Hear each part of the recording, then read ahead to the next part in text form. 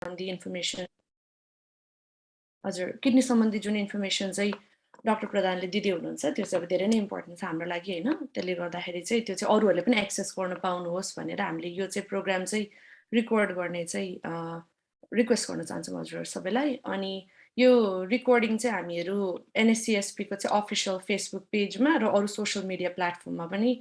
Upload गर्नेछौँ अनि त्यहाँबाट हजुरहरूले सेयर गर्नुभए पनि हुन्छ ताकि अरूहरूले पनि सिक्न पाउनुहोस् आज हामीले जुन सेमिनारमा सिक्न गइरहेको छौँ हुन्छ सुरुवातमा चाहिँ अब NSCSP को चाहिँ हेल्थ केयर ग्रुपको चाहिँ यो सेमिनारको चाहिँ मेन गोल के रहेछ अलिकति म सम्झाइहाल्छु हजुरलाई हैन हाम्रो चाहिँ मेन गोल भनेको चाहिँ नेपाली कम्युनिटीमा जुन चाहिँ अहिले प्रेभलेन्स भएको हेल्थ इस्युजहरू छ हेल्थ रिलेटेड डिफ्रेन्ट टपिक्सहरू चाहिँ हामीले ल्याउनेछौँ सेमिनार थ्रु अनि यो चाहिँ एभ्री अदर मन्थ हुनेछ यो सेमिनार्सहरू चाहिँ अनि एभ्री टाइम चाहिँ नयाँ नयाँ टपिकहरू नयाँ नयाँ प्रेजेन्टर्सहरू आइसिन्छ हैन अनि उहाँहरूले डिफ्रेन्ट टपिक्सहरूमा प्रेजेन्ट गर्नुहुन्छ जसरी आज चाहिँ डाक्टर प्रधान आउनु भएको छ है हाम्रो सामु हुन्छ अनि त्यसै गरी चाहिँ हामीले हेल्थ केयर अवेरनेस र हेल्थ एजुकेसन गर्ने चाहिँ हाम्रो मेन गोल रहेको छ यो ग्रुपको पनि र यो सेमिनार्सहरूको पनि त्यसैले हामीले यो प्लेटफर्म चाहिँ सबैजनाको लागि चाहिँ ओपन गरिदिएको छौँ नट जस्ट हेल्थ रिलेटेड मान्छेहरूलाई मात्र नभएर चाहिँ सबैजनाको लागि चाहिँ ओपन छ है पब्लिकको लागि अनि अब आजको एजेन्डा अलिकति हजुरहरूलाई म सेयर गर्न चाहन्छु आजको एजेन्डा चाहिँ हामीहरू ओपनिङ प्रेयरबाट सुरु गर्नेछौँ है त्यसपछि हामी प्रेजेन्टेसनमा जानेछौँ जुन चाहिँ मुख्य भाग हुनेछ आजको यो सेमिनारको त्यसपछि हामी Q&A मा जानेछौँ अनि Q&A को गाइडलाइन्स यस्तो छ हजुरहरूले चाहिँ अनम्युट गरेर डाइरेक्टली क्वेसन सोध्न पनि सक्नुहुन्छ कि त हजुरहरूलाई चाहिँ सजिलो लाग्छ भने च्याट बक्समा पनि क्वेसनहरू चाहिँ ड्रप गर्नुभयो भने अम्बर दाइ र मैले पढेर सुनाइदिनेछौँ अनि we will discuss about those questions है अनि त्यसबाहेकमा चाहिँ हामीहरू अब आउने सेमिनार्सहरू के छ र आउने प्रोग्राम्सहरू चाहिँ NSCSP को हेल्थ केयर ग्रुपले के होस्ट गर्दैछ र अरू चाहिँ कुन प्रोग्राम्सहरूमा चाहिँ NSCSP को चाहिँ सहभागी देखाउँदैछ यो हेल्थ केयर ग्रुपले भनेर हामी त्यो पनि सेयर गर्नेछौँ र अन्त्यमा चाहिँ हामी क्लोजिङ प्रेयरबाट चाहिँ हामीहरू आजको सेमिनारलाई चाहिँ अन्त्य गर्नेछौँ हुन्छ अब धेरै ढिला नगरिकन अब हामी आजको प्रोग्राम सुरु गर्नेछौँ है आजको प्रोग्रामको सुरुवातमा चाहिँ अब हामीहरू परमेश्वरलाई धन्यवाद दिन चाहन्छौँ सर्वप्रथम है यो मौका दिनुभएको छ हामीहरू सबैलाई भेला भएर यो हेल्थ केयर ग्रुपको चाहिँ फर्स्ट सेमिनार हामीले अर्गनाइज गर्न पाएको छ त्यसको लागि हामी धेरै धन्यवादी छौँ हुन्छ आजको ओपनिङ प्रेयरको लागि चाहिँ म हाम्रो हेल्थ केयर ग्रुपको चाहिँ कोर टिम मेम्बर प्रिस्किलाजीलाई चाहिँ अनुरोध गर्न चाहन्छु हुन्छ हामीहरू प्रार्थना गर्नेछौँ है धन्यवाद परमेश्वर तपाईलाई तपाईको महिमा दिदछौँ प्रभु तपाईको प्रशंसा दिदछौँ परमेश्वर अनि यस समयमा प्रभु तपाईले हामीलाई प्रभु यहाँ जम्मा गर्नुभएको लागि धन्यवाद होस् परमेश्वर पिता अनि प्रभु जसरी परमेश्वर पिता तपाईले डाक्टर जिनियस प्रधानले हाम्रो माझमा लिएर आउनु भएको छ परमेश्वर तपाईले दिनुभएको नलेज तपाईले दिनुभएको ट्यालेन्ट प्रभु जुन छ उहाँसँग प्रभु अनि उहाँले यसरी प्रभु कम्युनिटीमा प्रभु एउटा सेयर गर्न चाहनुहुन्छ प्रभु हामी त्यसको लागि तपाईलाई ग्लोरिफाई गर्दछौँ त तपाईलाई धन्यवाद दिदछौँ त्यो सबै ट्यालेन्टहरूको लागि अनि प्रभु यहाँ जो पनि प्रभु आज आउनुभएको छ प्रभु सुन्नको लागि अनि प्रभु सिक्नको लागि प्रभु म प्रार्थना गर्दछु प्रभु तपाईँ आफै भइकन सिकाउनुहोस् परमेश्वर पिता अनि म प्रार्थना गर्दछु प्रभु आजको इभेन्टमा प्रभु सुरुदेखि अन्तमसम्म तपाईँ आफै भइकन सहायता गर्नुहोस् परमेश्वर पिता अनि प्रभु तपाईँले दिनुभएको प्रभु शरीर हो परमेश्वर पिता अनि हामीले यसलाई कसरी केयर गर्ने परमेश्वर पिता अनि यसको प्रभु हामीले कसरी नर्चर गर्ने प्रभु तपाईँ आफै भइकन प्रभु हामीहरूलाई यो डिफ्रेन्ट माध्यमहरूबाट सिकाइराख्नु भएको छ डिफ्रेन्ट रिसोर्सेसहरूबाट डिफ्रेन्ट मान्छेहरूबाट सिकाउनु भएको छ प्रभु अनि हामी तपाईँलाई धन्यवाद दिदछौँ परमेश्वर पिता अनि यो बाँकी समय तपाईँलाई सुम्पिँदै माग्दछु प्रेम गर्ने ख्रीष्ट येशूको नाममा आमेन हुन्छ धन्यवाद प्रिस्किलाजीलाई हामीलाई यसरी प्रार्थनामा हामीलाई जोड्याउनु भयो अब भने हामी सबैभन्दा मुख्य भागमा आइसकेका छौँ हाम्रो आज प्रेजेन्टेसन को समय आइसकेको छ हाम्रो प्रेजेन्टेसनको टपिक रहेको छ importance of healthy kidney for healthy lifestyle र आजको प्रेजेन्टर हुनुहुन्छ हाम्रो डाक्टर जिनियस प्रधानज्यू उहाँलाई समय दिनुभन्दा अगाडि म यो छोटो समय हाम्रो अशोक सरलाई दिन चाहन्छु उहाँले हाम्रो प्रेजेन्टरको बारेमा थोरै जानकारी तपाईलाई गराउनु हुनेछ यो समय अशोक सर तपाईको रहेको छ जय मसी सबजनालाई धेरै धन्यवाद तपाईहरु आफ्नो समय निकालेर आजको इभेन्टमा जोइन गर्नुभएको लागि अनि हाम्रो आजको प्रेजेन्टरलाई चाहिँ म एउटा छोटो जानकारी उहाँ आफ्नो बारेमा धेरै अरूले भनेको रुचाउनुहुन्न तर म चाहिँ हामी भन्ने नै छौँ भनेर चाहिँ हामीले चाहिँ जोडदार गरेर चाहिँ उहाँले चाहिँ बल्ल बल्ल बल्ल बल्ल अलिअलि मलाई चाहिँ उहाँको बायो पठाउनु भएको थियो अनि उहाँ चाहिँ डाक्टर जिनिस प्रधान उहाँ चाहिँ पोखरामा जन्मिनु भएको हुर्किनु भएको हो अनि वैवाहिक he is married to Samrita and they have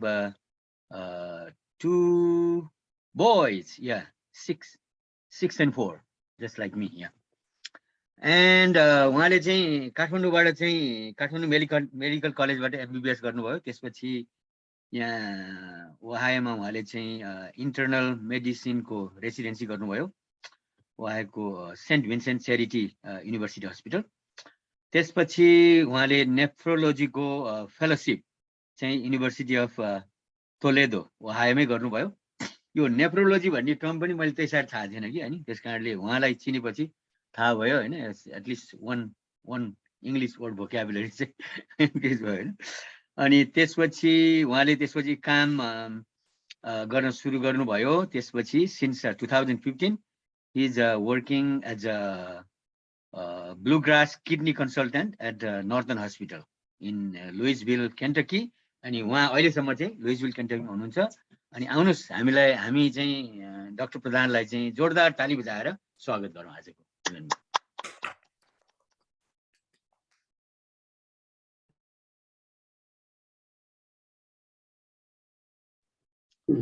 जयमसी त्यो के भन्छ अरे अशोकजीले त रिक्वेस्ट गर्नुभयो म त के एकदमै बिजी भएको थिएँ है जुन यो विकेन्ड काम पनि पर्यो है केही पनि गर्न भइरहेको थिएन कि अनि हिजो भर्खरै एउटा के अरे नेसनल किडनी फाउन्डेसनको त्यो उसबाट थ्रुबाट एउटा पावर पोइन्ट निचिकेर सेयर गर्न खोजेको है मैले राम्रोसित थ्रु पनि गरेको छैन तर प्र्याक्टिकल एस्पेक्ट त अब दिनका दिन गर्नुपर्ने कुराहरू हो होइन तपाईँहरूले क्वेसनहरू सोधेर अब त्यसो गरेको मलाई सजिलो मैले त्यो जानुभन्दा पनि हजुर है अब त्यो थ्योरीतिर चाहिँ अब पावर पोइन्ट प्रेजेन्ट नगरेको नि 10 वर्ष जति भइसकेको रहेछ त्यो रेसिडेन्सी फेलोसिपमा गरेको त्यसपछि गरेकै थिएन प्राइभेट प्र्याक्टिसमा त्यो चाहिँ मैले चाहिँ यो एनकेएफले चाहिँ त्यो बेसिक त्यो के भन्छ अरे गर्नुपर्ने कुराहरू चाहिँ त्यही रहेछ होइन त्यही भएर मैले त्यो गर्न खोजेको है आयो है होइन अब मैले चाहिँ त्यहाँबाट एकदम त्यो भित्र डिटेलमा चाहिँ गएको छैन होइन त्यो प्र्याक्टिकल एस्पेक्टहरू चाहिँ म जम्प गर्दै सिकाउँछु है मैले त्यो एकदमै त्यो कोर लेभलमा चाहिँ जाँदिनँ क्रोनिक किडनी डिजिज भन्ने चाहिँ अब हामीले चाहिँ किडनी प्रब्लम भन्ने बित्तिकै अब धेरै प्रब्लमहरू हुन्छ होइन कसको चाहिँ अब किडनी विक भएर क्रोनिक किडनी डिजिज भन्छ होइन अब आइसियु सेटिङ्सहरूमा चाहिँ एक्युट किडनी इन्जुरी भन्छ त्यो भनेको चाहिँ अब पहिला किडनी ठिकै थियो एक्कासी त्यो इन्फेक्सनको कारणले गर्दा अब जस्तै यसपालि चाहिँ कोभिडको कारणले गर्दा धेरै किडनी फेलहरू हुने होइन डायलिसिस चाहिनेहरू भएको थियो होइन त्यो एक्युट किडनी इन्जुरी भयो होइन जस्तै अब किडनी स्टोन्सको कारणले गर्दा पनि किडनी प्रब्लमहरू हुन्छ कहिले बेला चाहिँ किडनी त्यो के भन्छ अरे त्यो अब्स्ट्रक्सन भएर होइन त्यो हाइड्रोनेफ्रोसिसहरू भन्ने हुन्छ त्यो न्युरोलोजिकल प्रब्लमहरू हुन्छ धेरै प्रब्लम हुन्छ होइन किडनी प्रब्लम भन्नाले अब it's a lot of medical terms होइन सर्जिकल टर्म्सहरू हुन्छ होइन तर बेसिकली चाहिँ हामीले ओभरअल कुरा गर्ने बेलामा चाहिँ क्रोनिक किडनी अनि प्लस चाहिँ तपाईँको किडनीको प्रब्लम बाहेक चाहिँ मेरो प्र्याक्टिसमा चाहिँ हामीले हेर्ने भनेको चाहिँ अब कहिले कहिले किडनी राम्रो भएर पनि अब किडनीले अब धेरै इलेक्ट्रोलाइट्सहरू ह्यान्डल गर्ने भएको कारणले कहिले पोट्यासियम हाई भयो सोडियम हाई भयो ब्लड प्रेसरहरू भयो होइन त्यो धेरै त्यसको सब डिभिजनहरू हुन्छ हामीले हेर्नुपर्ने प्राइभेट प्र्याक्टिसमा होइन तर बेसिकली हामीले कुराहरू गर्ने बेलामा चाहिँ अब क्रोनिक किडनी डिजिज नै आउँछ सुरुमा हामीले कुरा गर्ने होइन क्रोनिक किडनी डिजिज भनेको चाहिँ अब will go through it little bit down the line होइन तर चाहिँ भनेको चाहिँ किडनी अलिकति कमजोर भएर if it's continues to worsen you end up being on dialysis त्यही होइन त्यो विकनेसको कुराहरू आउँछ होइन अब क्रोनिक किडनी डिजिज चाहिँ अब यो यसमा पनि अब इट्स भेरी इम्पोर्टेन्ट होइन अब हाम्रो त अब के भन्छ अरे यो सानो हाइलाइट्स मात्र एकदमै यो मेडिकेयर पेसेन्टहरू लगभग एकदमै हाई हुन्छ kidney problem it's very very common होइन अब अझै डाउन टाउन पपुलेसनहरूमा होइन त्यो के भन्छ अरे अब यो हिस्प्यानिकहरू भयो अनि अमेरिकनहरू भयो लो सोसियो इकोनोमिकहरू भयो they have a really bad kidney problem that really goes faster compared to other socio हैन त्यो भएर नि धेरै नै कमन हो हैन डायलिसिस भयो अनि इट्स जस्ट यो हैन कति खर्च हुन्छ भन्ने प्रकारको अलिकति ओभरभ्यू दिएको it's a significant chunk of money हैन त्यो हेल्थ केयरमा पनि किडनी प्रब्लम डायलिसिसले लिएर जानेमा हैन अनि अब त्यो मेन चाहिँ अब यो किडनी प्रब्लम भयो, डायबिटिज भयो, अनि यो हार्ट डिजिजहरू भयो हैन, हार्ट अट्याक हुने सबै कुराहरू सबै एकदम रिलेटेड कुराहरू हो कि। तपाईँको डायबिटिज भएपछि usually you end up having a kidney problem and usually अथवा डायबिटिक चाहिँ कार्डियोभ्यास्कुलर एन्ड इट्स भेरी रिलेटेड है। अब किडनी प्रब्लम भएपछि हार्ट फेलियर के अरे हार्ट अट्याकहरू हुने धेरै प्रब्लमहरू हुने हाइपरटेन्सनहरू हुने भइहाल्यो होइन त्यो। सो मोस्ट अफ माई पेसेन्ट्सहरू चाहिँ यही थ्रुमै यही पपुलेसन 95%मा यस्तै हुन्छ, डायबिटिज, हाइपरटेन्सन, हार्ट डिजिज र किडनी प्रब्लम। युजुअली हामी त्यही नै डिल गर्छ। त्यही भएर चाहिँ एकदमै बिग के भन्छ अरे कोरिलेसन चाहिन्छ। मेरो यो इन्डोक्राइनहरू भनेको चाहिँ यो डायबेटिक म्यानेजमेन्ट गर्नेहरू भयो होइन, अनि कार्डियोलोजिस्टहरू भनेको चाहिँ हार्ट डक्टरहरू भयो होइन, अनि हामी चाहिँ नेफ्रोलोजी चाहिँ हामी चाहिँ एकदमै क्लोजली काम गरिराखेको हुन्छ कि सधैँ दिनकै बेसिसमा कुरा गर्नुपर्ने हुन्छ होइन। जस्तै मेडिकेयरको र सिकेडीको यो अझ अगेन ब्रिफ समरी कति प्राइसहरू कसरी बिलियन गरे एकदम हत्तै बढेको सिकेडी पेसेन्ट्सहरू भन्ने ओभरभ्यू मात्रै हो होइन। इन द सेम थिङ अनि अब केले गर्दा किडनी प्रब्लम हुन्छ त भन्ने कुराहरू आउँछ होइन। अब ल हामीलाई किडनी प्रब्लम त भयो, अनि मेन चाहिँ त्यही मोडिफाएबल नन मोडिफाएबल भयो होइन। मोडिफाएबल भनेको चाहिँ आफूले गरेर केही कमजोरी, किनभने हाम्रो बेसिक थिङ चाहिँ whenever I see for any patient with a chronic kidney disease हैन, अब त्यो डेफिनेसन आउँछ साइडमा हैन इलेक्सनमा। क्रोनिक किडनी डिजिज भएपछि चाहिँ हामीले चाहिँ केले गर्दा भएको र मोडिफाई गर्ने त्यो टपिक्स के छ त्यसमा चाहिँ हामीले जोड दिनु पर्यो। प्लस चाहिँ अब कति कुराहरू चाहिँ अब नन मोडिफाएबल हुन्छ, त्यो भनेको चाहिँ तपाईँले केही गर्न सक्नुहुन्न त्यसको विषयमा हैन। जस्तै फर इक्जाम्पल रेस एथनिकमा चाहिँ तपाईँको युजुअली अफ्रिकन अमेरिकनहरू भयो, हिस्प्यानिकहरू भयो, उनीहरूको चाहिँ कम्प्लिकेसन रेट हायर हुन्छ, ऱ्यापिड प्रोग्रेसन हुन्छ होइन। अब विथ द एज तपाईँको किडनीहरू अलिकति विकर पनि हुँदै जान्छ होइन। अब फ्यामिली हिस्ट्री पनि अब त्यो भनेको चाहिँ अब you really can't do much about that होइन। तर चाहिँ अरू मोडिफाएबल कन्डिसन्सहरूमा चाहिँ डायबिटिज भयो एउटा होइन। अनि हाम्रो चाहिँ स्टेटमा नै त्यही हुन्छ कि अब क्रोनिक किडनी डिजिज भयो, इट्स नट क्योर होइन, it's going to be it's a progressive disease. यो किडनी एक्चुअली प्रब्लम भएपछि चाहिँ इट्स गोइङ टु प्रोग्रेस होइन। तर हाम्रो चाहिँ कसरी प्रोग्रेसन चाहिँ कम गर्ने भन्ने कुरा मात्रै हो। कसरी what we can do to delay the progression भन्ने त्यो चाहिँ हाम्रो एम भयो होइन। अब चाहिँ डायबिटिज छ भने very tight blood sugar control होइन, हाइपरटेन्सनहरू भयो भने अब नम्बर 1 एन्ड नम्बर 2 कज हो यो होइन। अनि जस्तै पहिला किडनीको प्रब्लम भइरहेको थियो, त्यो भएछ भने पनि अब त्यो we have to make sure. अब फर इक्जाम्पल एउटा पेसेन्टलाई अब के भन्छ अरे हस्पिटलमा केही कारणले गर्दा निमोनिया भएर गयो अरे, उसको चाहिँ किडनी फेलियर भयो भने they have a very high risk for another episode. अनि त्यसलाई चाहिँ अब त्यो त्यही भएर फेरि हस्पिटल जानु पऱ्यो भने we have to very proactive होइन त्यस्तो बेलामा, सो द्याट अनि रिकरेन्ट भएको भयो किडनी इन्जुरी भयो भने फेरि you're always going to lose some kidney functions होइन। अनि फ्रिक्वेन्ट एनेस्थेटिज हामीले चाहिँ एकदम खान्छ होइन, ब्रुफिन हुन्छ नेपालमा त होइन। यहाँ अब त्यही आइबुप्रोफिन के भन्छ मोबिक नेप्रोक्सिन होइन, त्यो सबै एन्सिडहरू चाहिँ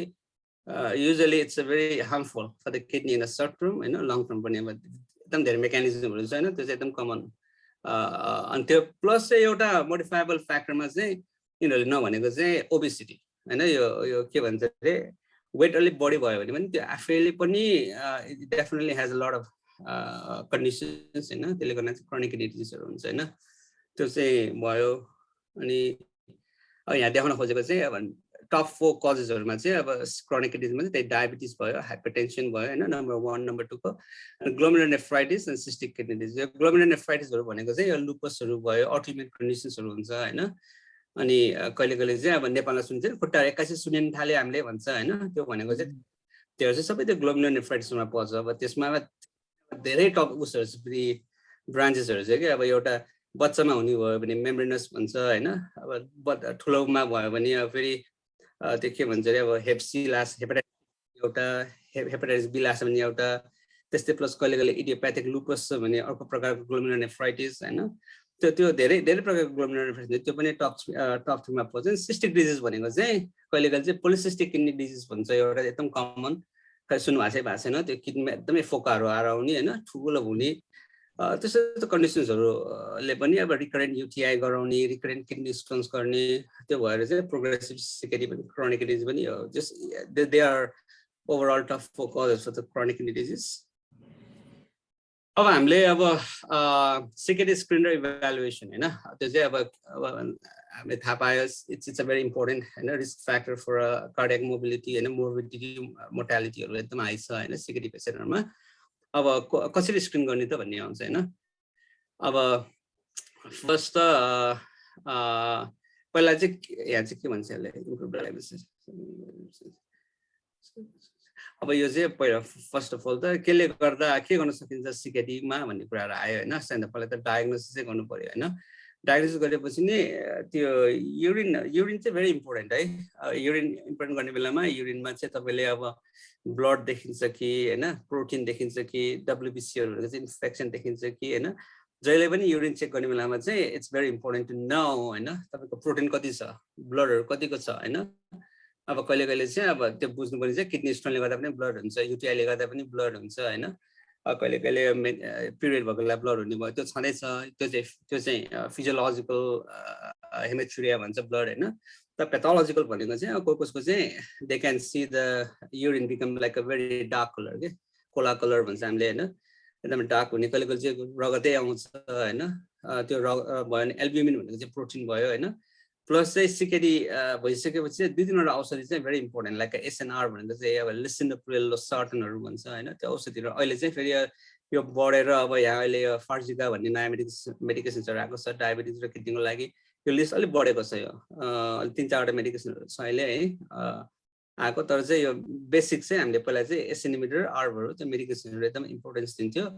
जसले चाहिँ किडनीमा एफेक्ट गरेर त्यो प्रोटिनहरु घटाउने यताउति धेरै त्यो इम्पोर्टेन्ट मेडिकेसनमा गनिन्छ हैन अब एभोइडेन्स अफ एनसेड हैन त्यो भनेको चाहिँ कुरा गरिहाले एडविल एल्डी मोट्रिन आइबुप्रोफिन हैन नेप्रोक्सिन एनी एनसेड हैन when you use it for a long run and especially if you have a diabetes and a heart problems it's definitely going to affect the kidneys so we really discourage the use of these medications you know ek duy dinलाई खाए त ठिकै छ हैन तर चाहिँ regular use अनि specially कोही medication त खानु नै हुँदैन यो है एकदम हस्पिटलाइजेसन रेटहरु एकदम हाई हुन्छ यसले गर्दा अनि स्क्रिन चाहिँ केले गर्दा स्क्रिनिङ गर्छ त भन्नेलाई चाहिँ फर्स्ट चाहिँ अब त्यही अब ल्याब्सहरु हेर्ने हो हैन म नेक्स्टमा जान्छु है फर्स्ट चाहिँ अब यो क्रियाटिनिन भन्ने हेर्छ हामीले है यो क्रियाटिनिन भनेको चाहिँ यो तपाईको कुनै पनि डाक्टरले ल्याब गर्दा क्रियाटिन अटोमेटिकली हेर्छ युजुअली भेरी कमनली टेस्टेड हैन अनि त्यसपछि चाहिँ एल्ब्युमिन क्रियाटिन रेशियो भनेको चाहिँ त्यो प्रोटिन हेर्ने हो युरिनमा हैन अनि के भन्छ रे 24 hour urine test चाहिँ अब एकदम प्रोटिनहरु कहिले कहिले युजुअली चाहिँ it should be less than 200 milligram भन्ने भन्छ हामीले हैन अथवा चाहिँ 30 milligram of albumin 200 milligram of regular protein हुन्छ हैन एकदम हाई छ भने चाहिँ 24 hour युरिन पनि गर्छ हामीले टोटल कति युरिन छ भन्नाले अलिकति 300-400 मिलिग्राम भन्छ ठिकै हो तर if you have 4-5 gram you are in trouble हैन त्यो भनेको चाहिँ एकदमै ब्याड प्रोग्नोस्टिक हो it means your kidneys are rapidly going to worsens हैन अब के भन्छ रे अर्को चाहिँ क्राइटेरिया अफ सिकेडी अब हामीले कोलाई त अब किडनी प्रब्लम हैन विकनेस भनेर भने हामीले हैन को हो त त्यो किडनी प्रब्लम भन्ने चाहिँ त्यो क्रियाटिन गर्ने बेलामा हैन त्यो हामीले जीएफआर भने क्याल्कुलेट गर्छ है त्यो क्रियाटिन भनेको चाहिँ फेरि it comes from the muscles हामीले चाहिँ फेरि के भन्छ रे यो मसल्सहरु चाहिँ अब एज भयो हैन अब के भन्छ रेस्ट भयो हैन त्यो एक्टिभिटी भयो अब मसल बिल्डअप कति गरिरहेको छ धेरै फ्याक्टर गर्छ तर जब नर्मल क्रियाटिन चाहिँ लेस देन 1 भनेर भन्छ हामीले हैन तर it has to be individualize हैन व्हाट काइन्ड अफ पर्सन अब 90 इयर लेडीमा 1.5 creatinine is definitely very serious condition so भने 1.5 हैन for a healthy 30 year college student it's not a big deal है अनि त्यसपछि त्यो प्रोटिन भयो त्यो एसीआर भनेको चाहिँ त्यो प्रोटिनहरुको रेशियो भयो अनि चाहिँ जीएफआर भनेको चाहिँ अब नेक्स्ट चाहिँ हामीले त्यो क्रियाटिनलाई युज गरेर त्यो जीएफआर भन्ने क्याल्कुलेट गर्छ है म नेक्स्ट स्लाइडमा जान्छु त्यो अब क्रियाटिन तपाईको के भन्छ रे अब लेट्स से एउटा मान्छे आयो क्रियाटिन 1.5 छ हैन अब यदि क्रियाटिन 1.5 छ भने त्यो क्रियाटिनलाई युज गरेर एउटा सिकेडीको एउटा क्याल्कुलेटर हुन्छ हैन डिफरेन्ट क्याल्कुलेटर छ एमडीआरएफ भन्ने छ सीडीआई भन्ने छ हैन के भन्छ त्यो क्याल्कुलेटर युज गरेर चाहिँ तपाईलाई अब यो स्टेज दिन्छ जीएफआर भनेको चाहिँ it's the estimation of the kidney function के तपाईको क्रियाटिनिन अब तपाईले ल्याब गर्नुभयो डाक्टरमा गएर क्रियाटिन कति हो भनेर अलवेज ह्याभ टु नो हैन क्रियाटिन तपाईको अब लेट्स से 1.5 छ हैन 1.5 मा तपाईको 90 years हो भने यो GFR calculated might be normally more than 60 we consider good kidney हैन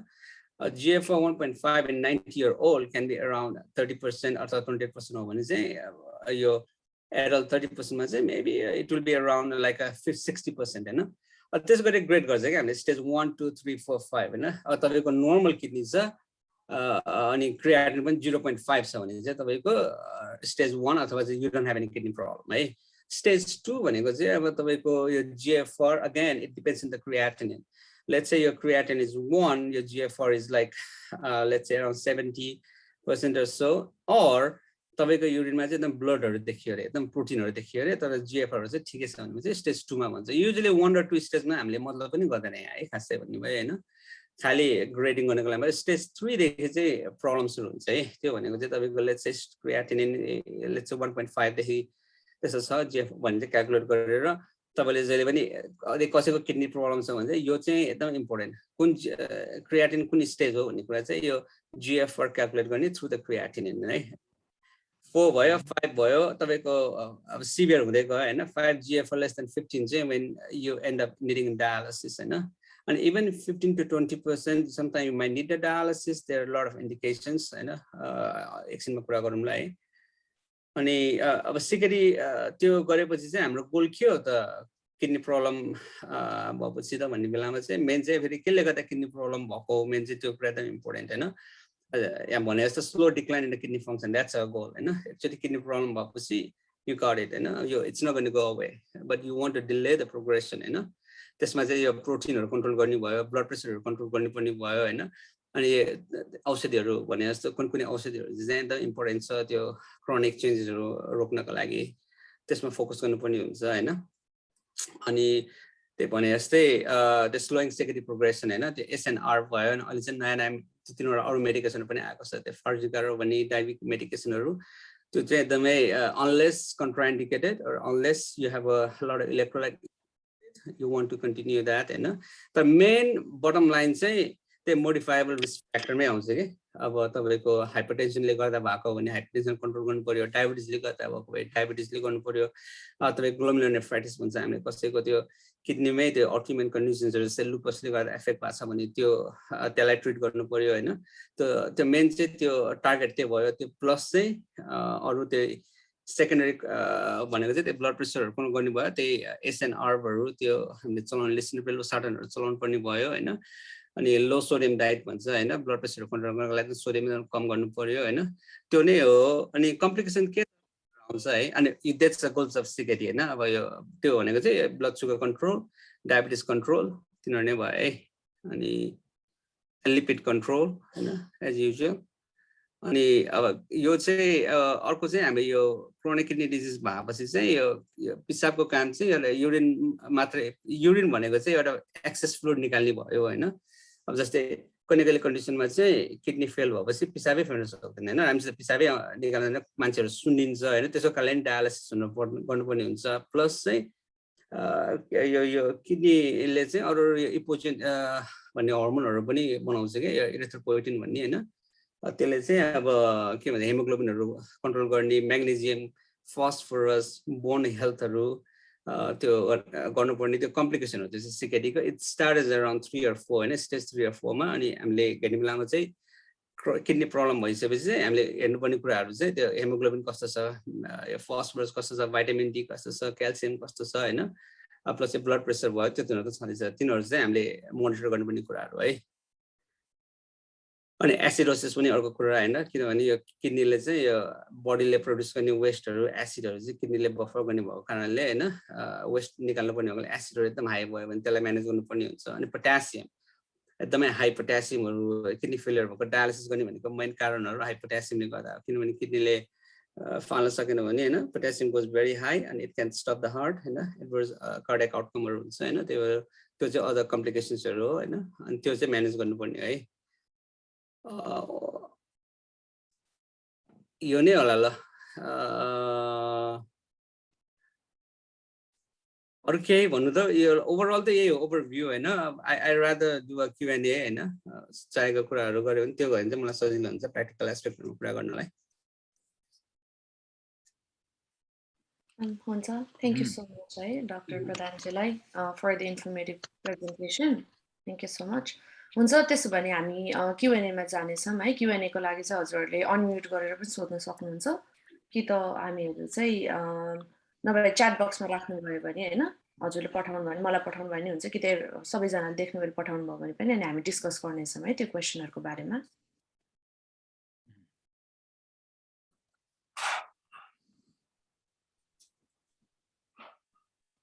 म भन्नु त के म चाहिँ as a 23 days post transplant kidney transplant patient है हजुर कङ्ग्रेट्स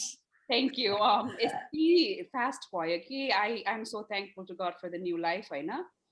डायग्नोज भएको चाहिँ 2017 मा when I was pregnant अनि प्रेग्नेन्ट भएको बेलामा मेरो क्रियाटिनिन चाहिँ 1.7 थियो है अनि तपाईले भने चाहिँ युरिनमा प्रोटिन एकदमै धेरै देखिने अनि एज अ पेशेन्ट कुरा गर्दाखेरि चाहिँ यो नम्बरहरु त सधैँ नै ब्लड टेस्टहरुमा भएको नम्बरहरु तर त्यो भन्दा बाहेक पनि everyday life was really hard अब कस्तो भन्दाखेरि बेडबाट उठ्नै मन नलाग्ने उठ्नै नसक्ने सानो बच्चा छ हैन लास्ट 5 years 4 years चाहिँ मेरो लागि एकदमै नै गाह्रो भएको थियो अहिले म जस्तो आफ्टर किडनी ट्रान्सप्लान्ट अहिले I feel so alive like पहिलाको लाइफ जस्तो हैन नथिङ लाइक द्याट के त्यो कस्तो गाह्रो हुन्थ्यो भन्दाखेरि चाहिँ बेडै छोड्न मन लाग्ने बाँच्नै मन नलाग्ने टाइपको हुन्थ्यो डिप्रेसन हुन्थ्यो अनि म डायलिसिस पनि गरेँ मैले यो जनवरीमा स्टार्ट गरेको थिएँ जनवरी फेब्रुअरी मार्च अनि अप्रिलमा चाहिँ मेरो किडनी ट्रान्सप्लान्ट भयो अनि मेरो लिभिङ डोनरबाट नै भएको हो मेरो आफ्नै कोवर्करले दियो मलाई चाहिँ हैन अनि मेरो एकदमै ब्लेस्ड भएको उसले नै पुश गरेर 6 months भित्रमा नै मेरो ट्रान्सप्लान्ट सबै फाइनलाइज भयो अनि त्यही हो अब खानाहरू पनि भने जस्तो खान मिल्थेन डायलिसिसमा हुँदाखेरि लाइक कति कुरा केयर गर्नु पर्थ्यो आफ्नो ब्लड लेभल हेर्दै खानु पर्थ्यो पोटासियम हाई भयो भने पोटासियम खानु पर्यो फस्फोरस हाई भयो भने फस्फोरस कम भएको खानेकुरा खानु पर्यो हैन एभ्री विक चाहिँ एभ्री 2 weeksमा चाहिँ ब्लड टेस्ट गरेर अनि के खाने र के नखाने आफै नै एकदम कन्सियस हुनु पर्थ्यो अनि यसरी सोच्दाखेरि चाहिँ कतिजना मान्छेहरू त्यस्तो कन्सियस नहुने हुन्छ थाहा हुँदैन नि त सबैजनाले आफ्नो ब्लड रिपोर्ट हेर्न आउँदैन त्यसले गर्दाखेरि चाहिँ it's kind of tough situation त्यो आई क्यान सी नेपालमा अब कसरी गर्छ होला मान्छेहरूले अथवा अनएजुकेटेड फ्यामिलीमा कसरी गर्छ होला भन्दाखेरि चाहिँ इट्स हार्ड हैन अब डक्टरले भने अनुसार पनि आफूले पनि मेन्टेन गर्नुपर्ने हुन्छ तर just I am very blessed है 23 days I am doing great आज चाहिँ मेरो फर्स्ट एकदम गुड डे हो आफ्टर ट्रान्सप्लान्ट हिजोसम्म त म बेडमै थिएँ लाइक यो र त्यो हुँदै हैन so I am looking forward to have a full life to the fullest again. Yeah, very important the information say यहाँ first say अब kidney fail भएको symptoms के त भन्ने कुरा आउँछ हैन kidney fail भएको अब it's very common हैन हामी यो मैले यहाँ चाहिँ अब यहाँ त US मा चाहिँ अब तपाईको basic workup regular doctor visit भएको कारणले गर्दा you catch it very early हैन kidney problem छ भने you catch it very early तर चाहिँ हाम्रो यहाँ कतिजना नेपालीहरू छ कतिजना बुद्धिस्ट कम्युनिटीहरू आएको छ हैन मेरो कतिवटा सोमालियन पेसेन्टहरू छ अझै कति यो क्युबेनहरू भयो हैन त्यो पेसेन्ट यो के भन्छ रे यो अरु यो साउथ के भन्छ रे मेक्सिकोहरू त्यो एरियाबाट आएकोले चाहिँ अब त्योहरुको त बेसिक डाक्टरका जाने भनेको त उसै हुँदैन हैन अनि lot of time they came very sick in the hospital है अब त्यो के भनेर आउँछ भने उनीहरू एक्कासी नै एकदम टायर्ड हुने यो भनेको चाहिँ किडनी फेलियरको सिम्पटम्स के त हो भन्ने बेलामा चाहिँ युजुअली टिल स्टेज 4 मा हैन usually you don't have much symptoms है तपाईको स्टेज 4 हुने बेलामा पनि यु क्यान फङ्क्सन भेरी वेल तर जब स्टेज 4 को एन्ड स्टेजतिर स्टेज 5 तिर जान्छ नि तब त्यसलाई चाहिँ तपाईको वेस्टहरु बिल्ड अप हुन थाल्छ हैन भनेको मतलब you start getting very tired and you get very weaker and food doesn't taste good in the mouth once हामीले त्यो रेगुलर सोध्ने you are losing weight you don't have a energy level हैन त्यो भनेको एकदम बेसिक यो screening क्वेशनहरु भयो हैन त्यो बाहेक चाहिँ अब you start seeing more complications in the blood उहाँले भने जस्तो हाई पोटासियम हाई फस्फोरस हैन हाई प्रोटिन डाइट हाई प्रोटिनहरु खानु भएन हैन त्यो चाहिँ प्रोटिन जति प्रोटिन खाए उति किडनीलाई स्ट्रेस पर्ने भएको कारणले चाहिँ हैन you really have to control the protein हैन त्यो कारण त्यो कम्प्लिकेसनहरु हुन्छ नि त्यही भएर चाहिँ यो युएस मा चाहिँ स्ट्यान्डर्ड अफ केयर चाहिँ स्टेज 4 को तिरको एनएन तिर पुग्ने बेलामा चाहिँ we talk about a dialysis and the transplant हैन के भन्छ रे यो you don't के भन्छ रे dialysis is not something you look forward to हैन we look forward to transplant त्यही भएर चाहिँ हामीले ट्रान्सप्लान्ट रिफर गर्छन् युजुअली चाहिँ the GFR 20%, it depends on the center, and the 20% or when that come ball transplant referral, transplant referral again. It depends on the city, depends on the living donors. Usually with time say 4 to 5 years many total city city once you are a transplant center evaluate health condition are you eligible for the transplant मेरो कति पेशेन्ट्सहरुको diabetic यति poorly control हुन्छ कि उनीहरुलाई they are not even going to consider that हैन अब कसैको weight को प्रब्लम हुन्छ you really need to lose weight before you get the transplant हैन थर्ड चाहिँ मेन्टल इश्यूज हैन अब कोहीको चाहिँ एकदमै त्यो मेन्टल इश्यूजहरु छ भने औषधिहरु खान नसक्ने हैन त्यो तिनीहरुलाई पनि उनीहरुले किड्नी दिदैन प्लस चाहिँ तपाईको नन कम्प्लायन्स हैन अब कोहीको चाहिँ अब त्यो डायलिसिसमा गरेछ त डायलिसिस चाहिँ गर्दैन जाँदैन केही गर्दैन हैन भनेको के मान्दैन ब्लड प्रेसर भेरी हाई छ भने त्यो पेशेन्टहरु पनि उनीले एक्सक्लुड गर्छ हैन अनि उनीहरुले चाहिँ एकदमै राम्रोसँग स्क्रिनिङ गरेर they just take the ideal patient who is going to take the medication and who will have a very low chances of complications and who definitely going to success and going to preserve their kidney हैन so उनीहरुले चाहिँ त्यो पेशेन्टलाई हेरिराखेको हुन्छ हैन अनि weight टाइममा गयो भने चाहिँ 4 to 5 years मा लाग्न सक्छ हेरिकन अब मेरो लुभिलमा चाहिँ अहिले 4 years जति छ भनेर भन्दै थियो हैन म पहिला टोली ओहाइमा गर्ने बेलामा चाहिँ it was around 3 years है त्यहाँ चाहिँ अलि कम थियो त्यसो कारणले गर्ने बेलामा कति जना त फ्लोरिडाको मान्छेहरु त्यहाँ आएर बस्थे के त्यो ताकि you have to be localized again हैन त्यो फ्लोरिडाको मान्छेले टोलेडोमा गर्छ ओहाइमा गर्छ भने पाउँदैन त्यो you have to be local अनि तिनीहरुको आफ्नै एरिया हुन्छ के अनि डोनर छ भने चाहिँ obviously you can always get it हैन अब once they त्यो डोनेट गर्ने मान्छेलाई पनि उनीहरुले इभ्यालुएट गर्छ हैन साइकोलोजिकली ठीक हो कि हैन they are not doing for any money gain हैन त्यो सबैहरु हेरिराख्छ हैन उनीहरुको प्लस मेडिकल गरेपछि चाहिँ that's how the process goes and our aim is to get the transplant हैन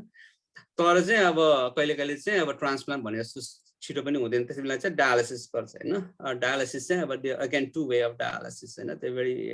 एउटा चाहिँ पेरिटोनियल डायलिसिस भन्छ हामीले त्यो पेटमा राखेर एउटा त्यो क्याथेटर भन्छ पेटमा राख्यो अनि घरमै गर्ने हैन अनि मेरो जस्तो पेशेन्टहरु चाहिँ मोर डिजायरेबल हैन specially for the people who is working I have a doctor engineer actually one pilot हैन who is doing a peritoneal dialysis they love it हैन अब उनीहरु राति गर्छ दिउँसभरि आफ्नो काम गर्छ हैन डायलिसिस अनि अर्को चाहिँ रेगुलर डायलिसिस भन्छ त्यो चाहिँ फिस्टुलाहरु भन्छ हातमा सर्जरी राख्ने सुरुमा चाहिँ क्याथेटर घाँटीमा राखेर गर्ने भन्छ हैन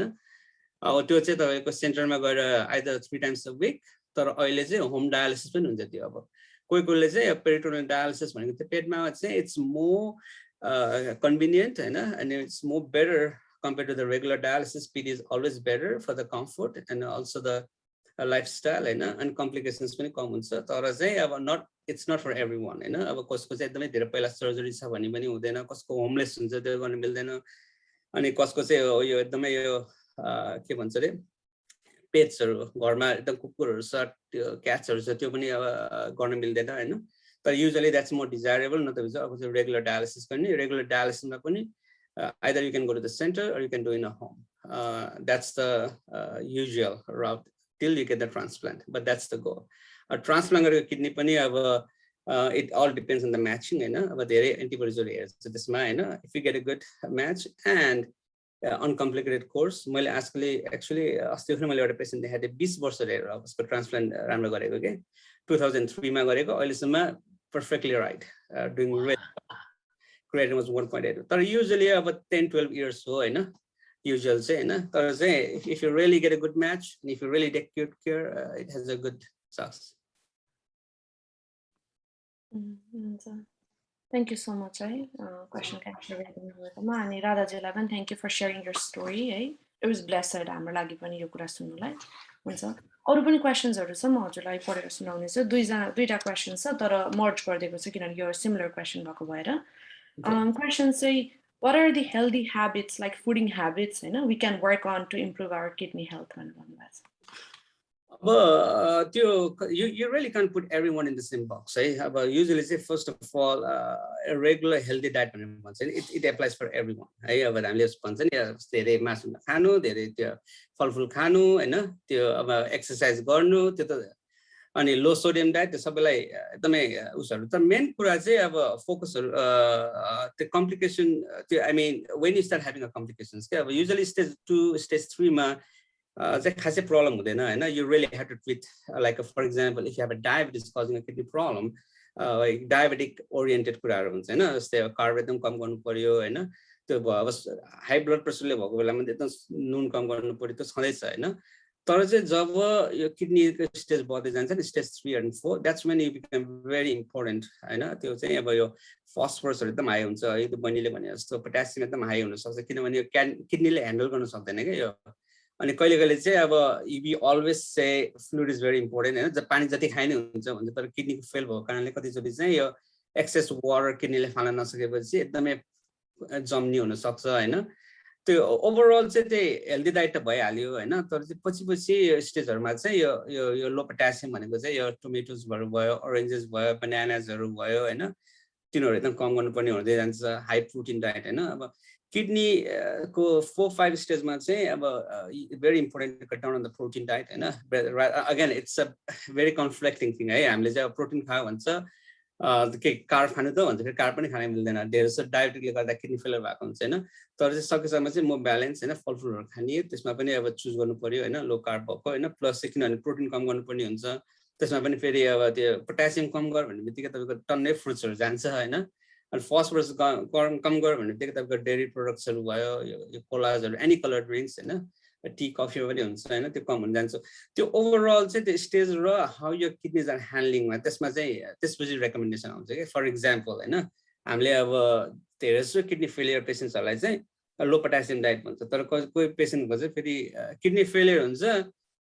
तर they have a heart failure हैन हार्ट फेलियर भएकोले उनीहरुले टन्न त्यो वाटर पिलहरु टन्न खानुपर्ने हुन्छ LS6 मैक्स भन्ने तिनीहरुको चाहिँ पोटासियम क्रोनिकली लो हुन्छ फेरि त्यो खानु भएको कारणले त्यस्तै बेला फेरि लो पोटासियम डाइट खा भन्न नि मिलेन हैन त्यो हेरी हुन्छ कोहीको चाहिँ अब फस्फरस हाई हुन्छ कसको चाहिँ न्युट्रिसनिस्टली पुअर भएको हुन्छ कि तिनीहरुलाई चाहिँ अब फस्फरस खानु हुँदैन भन्न नि मिल्दैन फेरि हैन so overall it all about what cause the kidney failure हैन अब त्यो डायबिटिज हो भने डायबिटिक कन्ट्रोल त्यही अनुसारको ओरिएन्टेड डाइटहरु हैन हाइपरटेन्सन हो भने चाहिँ अब के भन्छ रे त्यो लो सोडियम डाइटहरु भयो हैन तर ओभरअल चाहिँ त्यो हामीले सुनेकै कुराहरु नै हो त्यो फ्रुट्सहरु बढी हैन भेजिटेबल्सहरु बढी हैन मिट्सहरु कम प्लस यो डाइट यो कलर ड्रिंक्सहरु भयो यो सोडाजहरु भयो एकदम कम गर्ने हैन अनि यो आर्टिफिशियल के भन्छ यो स्वीटनर्सहरु यताउति धेरै नखानु भनेर भन्छ हैन ओभरअल चाहिँ त्यही हो तर एज द किडनी प्रोग्रेस हैन वी बिकम मोर पर्टिकुलर हैन बेस्ड अन योर ल्याब्स त्यो कुरामा तर once you start dialysis again things change dialysis भएपछि फेरि डायलिसिस चेन्ज के भन्छ रे यो प्रोटिनहरु सबै क्लियर गर्छ त्यस्तो बेला चाहिँ फेरि okay you it as much protein you want भनेर भन्छ हैन अझ प्रोटिन सप्लिमेन्टहरु गर्छ हैन त्यस्तो कुराहरु चाहिँ त्यो ल्याब्स अनुसार हेरेर त्यो बनिने भने जस्तो फस्फरस पोटासियम के छ हैन केमा अलि ट्विक गर्नुपर्ने त्यो अनुसारको रेकमेन्डेसनहरु हुन्छ thank you yo just follow up question यो खानेकुराको कुरो गर्दा किनभने बेसिकली हाम्रो खानेकुरा अलि मसलाहरू धेरै भएको जस्तो भएको हुनाले हाई सोडियम हुन्छ त्यसकारणले हामीले सुरुदेखि नै अलि ब्यालेन्स टाइपको गयो भनेदेखि पछि किडनी समस्या हुने सोडियम कारणले हुने समस्या कम हुन सक्छ त्यो अब एब्सोल्युटली है अब कस्तो भन्नाले अब maintaining a good health is very important है तपाईको यो it's not only about the kidneys हैन it's about the having a good heart good kidney good vessels हैन अब त्यो भनेको मतलब चाहिँ अब as I said the good healthy diet and maintaining your weight है अब म पनि आजकल यो काम गर्न थाले चाहिँ स्पेशली ओभरवेट भइसक्यो म हैन maintaining your weight is so important it's so important for your diabetes control for your hypertension control हैन अनि के भन्छ रे कार्डियक इभेन्ट्सहरु हैन भ्यास्कुलर इभेन्ट्सहरु हैन totally related with the obesity हैन वेट अनि फेरि त्यो ओबेसिटी कम गर्नको लागि के गर्नु भनेलामा रेगुलर एक्सरसाइज हैन प्लस तपाईले भने जस्तो regular healthy diet you can't go रङ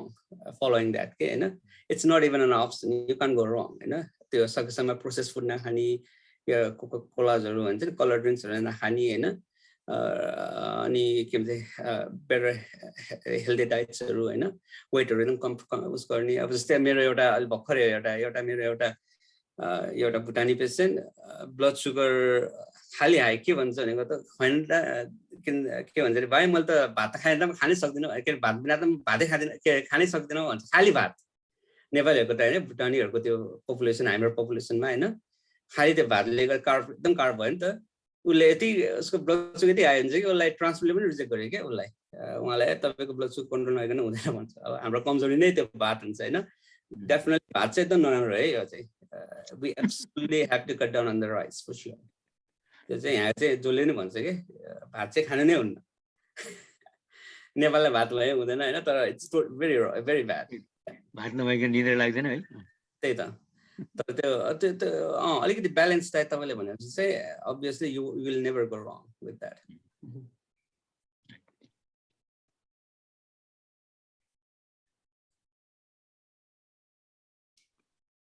हुन्छ अरू क्वेसन्सहरू छ भने राख्न सक्नुहुन्छ है एउटा सानो म भन्नु है मेरो चाहिँ आज 2-3 महिना अगाडि चाहिँ के अरे मेरो किडनीमा चाहिँ स्टोन भएको रहेछ अनि त्यो स्टोन चाहिँ झरेछ क्या बिचमा नलीमा आएछ अनि बहुत दुख्यो अनि त्यो चाहिँ म चेक गर्न गएको थिएँ त डाक्टरले के भन्यो भनेदेखि तँले चाहिँ यो मल्टिभिटामिनहरू खान्थिस् भनेर सोध्यो मलाई अनि मल्टिभिटामिन खान्थेँ अब रहर पनि हो होइन काम खान्छु सबै साथीहरूले नि खान्छन् नि त अनि मैले खाएको थिएँ अनि उसले चाहिँ पछि त्यसको रिपोर्ट आयो त्यो ढुङ्गा चाहिँ मेरो युरिनबाटै गयो उसले के औषध दिएको थियो अनि पछि उसले चेक गरेर म तँलाई भन्छु तँले मल्टिभिटामिन खान मिल्दैछ कि रहेछ भन्छु भनेको थियो उसले त्यही 1 हप्ता पछाडि तँले मल्टिभिटामिनहरू भिटामिन डी र सी भएको चाहिँ केही पनि नखा भन्छ त्यस्तो हुने हुन्छ र भन्ने चाहिँ मेरो डाक्टरलाई एउटा क्युरियस हो क्या त्यसरी हुन्छ र भन्ने जस्तो लाग्छ हुन्छ त्यो के हुन्छ भने होइन फर्स्ट अफ अल त किडनी स्टोन एकदमै कमन हो है फर्स्ट 1 इन्सिडेन्ट किडनी स्टोन छ भने त 50% टाइम फेरि किडनी स्टोन नहुन पनि सक्छ होइन usually work up for your kidney stone usually you don't even have to work up we don't recommendations you don't even have to work up okay your stone एक stone actually भयो भने हैन but it's the problem is when you have a recurrent kidney stones हैन अब तपाईको फेरि पनि kidney stones भयो फेरि पनि भयो भने चाहिँ you really need to work up हैन अब 90% 95% चाहिँ क्याल्सियम स्टोन्सहरु हुन्छ है अनि त्यसमा चाहिँ अनि अरु त्यसपछि बाइक चाहिँ युरिक एसिड स्टोन भन्छ अलिकति जेनेटिकली भयो त्यो अरु त्यो अक्सिलरी स्टोनहरु के हुन्छ तर चाहिँ क्याल्सियम स्टोन मा चाहिँ फेरि मेकानिजम पनि धेरै हुन्छ के 4-5 मेकानिजमहरु हुन्छ क्याल्सियम स्टोन फर्मेसन हुने हैन अब कहिले चाहिँ अब के भन्छ रे यो सर्जरीहरु गरेपछि यो पेटको सर्जरीहरु गरेपछि चाहिँ हैन कुनै यो क्याल्सियम फस्फोरसको मेटाबोलिजमहरु एकदम असर गर्न सक्छ हैन अनि you started having a more oxalate के भन्छ एब्जर्ब गर्ने त्यसले गर्ने बेलामा चाहिँ के भन्छ रे क्याल्सियम स्टोन प्रेसिपिटेट हुने सम्भावना बढी हुन्छ हैन प्लस त्यस्तै अर्को चाहिँ सिट्रेट भन्ने हुन्छ के त्यो सिट्रेट भन्ने पनि अलि हाई भयो भने चाहिँ त्यो लो भयो भने चाहिँ त्यो क्याल्सियम के भन्छ रे क्याल्सियम स्टोन्सहरु फर्मेसन हुने चान्सहरु हुन्छ त्योसँग रिलेटेड चाहिँ भिटामिन सी हो के भिटामिन सी हरुले तपाईको त्यो सिट्रेटहरु कम गरेर हुने हैन त्यस्तो कारणले गर्दा त्यो I don't know how we came up with that हैन त्यो चाहिँ हामीले 24 आवर युरिन गर्नुपर्छ त्यसको लागि चाहिँ के 24 आवर युरिन गरेर हैन 24 आवर युरिनमा चाहिँ तपाईको त्यसमा चाहिँ तपाईको क्याल्सियम कति छ युरिनमा हैन सोडियम कति छ हैन सिट्रेट कस्तो छ पीएच कस्तो छ सबै हेर्नुपर्ने हुन्छ त्यो हेरेपछि मात्रै तपाईले okay you can do that भनेर रेकमेन्डेसन आउँछ हैन तर चाहिँ यो मल्टिभिटामिन भन्दा पनि blanket treatment for any kidney stones हैन चाहिँ मेन चाहिँ 3टा कुरा हो के किडनी स्टोन भयो भने चाहिँ फर्स्ट 3 कुरा चाहिँ you have to drink so much water at least you have to make at least 2.5 liter of urine it's not about how much you drink it's how much you can pour out okay and 2.5 liter गरेर त्यो flush गर्यो भने एकदम chance बढी भयो हैन second चाहिँ के भन्छ सोडियम तपाईको जति सोडियम खानुहुन्छ त्यति चान्स तपाईको हाई हुन्छ क्याल्सियम स्टोन फर्मेसनहरु हुने त्यही भएर इट्स भेरी भेरी इम्पोर्टेन्ट तपाईले चाहिँ physiologically if you don't eat sodium you'll never get the calcium stones हैन अब calcium stones चाहिँ almost 95% हो that's the common stone तर possible त हुँदैन हैन त्यही भएर चाहिँ एकदम कम गर्नुपर्ने हुन्छ है अनि अर्को चाहिँ यो pH भन्छ युरिनमा हैन त्यो अलिकति त्यो जति त्यो अल्कलाइज गर्ने हैन अल्कलाइज भनेको चाहिँ तपाई भिटामिन सी हरु चाहिँ एसिडिक भयो हैन अनि कहिले चाहिँ अरु औषधिहरु खाएर चाहिँ अल्कलाइज गरेर चाहिँ अलिकति के भन्छ त्यसलाई pH बढाउने के त्यो गरे भने पनि अलिकति कम गरेर हुन्छ नि त्यो चाहिँ त्यसको लागि चाहिँ कहिले हामीले क्यानबेरी जुसहरु खा भन्छ हैन ओभर द काउन्टर कोकोसको चाहिँ एकदमै प्रब्लम छ भने चाहिँ हामीले पोटासियम सिट्रेट बाइकार्बहरु दिएर अलिकति अल्कलाइज गराउँछ हैन तर त्यो बेसिक चाहिँ enough water lace salt that's the most important thing हैन तर एउटा मात्र किडनी स्टोन हो भने त खास अनि प्लस चाहिँ तपाईँको रिकरेन्ट भयो भने अब अरू यो प्याराथाइरोइड हर्मोन भन्छ होइन यो थाइरोइडको वरिपरि त्यो पनि चेक गर्नुपर्ने हुन्छ होइन किनभने त्यसले गर्ने बेलामा पनि क्याल्सियम मेटाबोलिजम बढेर तपाईँको क्याल्सियम डिपोजिटहरू हुनसक्छ होइन तिनीहरू चाहिँ गर्नुपर्छ तर चाहिँ तपाईँको त्यो टेलर ट्रिटमेन्ट चाहिँ you can only come after the 24 hour urine होइन त्यो त्यतिकै यो भाइटामिन सी खाएर हो भनेर भन्न मिल्दैन भन्न खोजेँ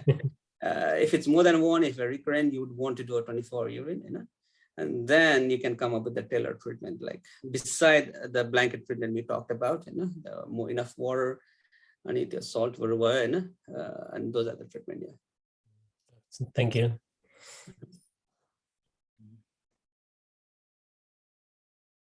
I have a question.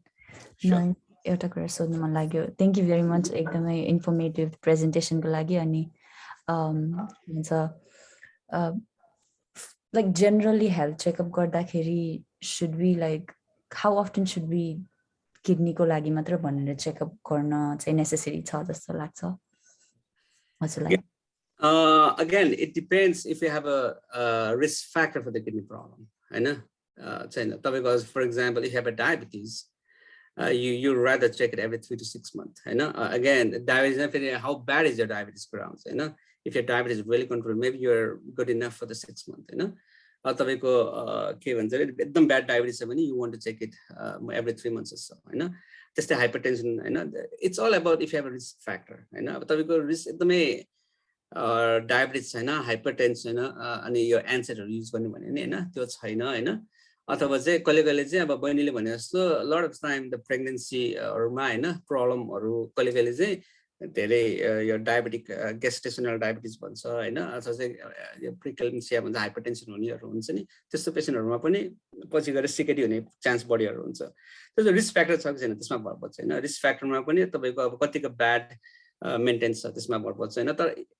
as healthy as you are, young you are, and if you don't have hypertension, you don't have a diabetes, you are not using any medications, that can be hard on the kidneys, I don't think you have to do more than once or twice a year. But again, it all depends on the risk factor, what's there to worry about here. Got you. So thank you. Only the creatinine, GFR, and multi patient something. You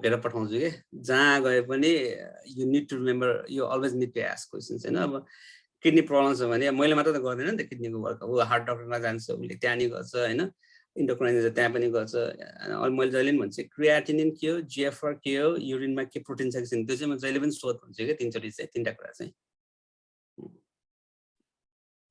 Just for a small clarification, मेरो चाहिँ खास प्रेग्नेन्सीले गर्दाखेरि चाहिँ kidney function त्यो भएको हैन हैन मेरो चाहिँ के रहेछ भन्दाखेरि IgA nephropathy रहेछ अनि मैले तपाईलाई त्यो प्रेग्नेन्सीले भनेको हैन प्रेग्नेन्सी itself मेरो चाहिँ autoimmune diseaseले गर्दाखेरि correct and it's very interesting and a lot of IgA nephropathy is related with the pregnancy as such. It can actually trigger it. And the pregnancy ko bela तर मैले भन्न खोजेको चाहिँ कहिले चाहिँ यो प्रेग्नेन्सीमा पनि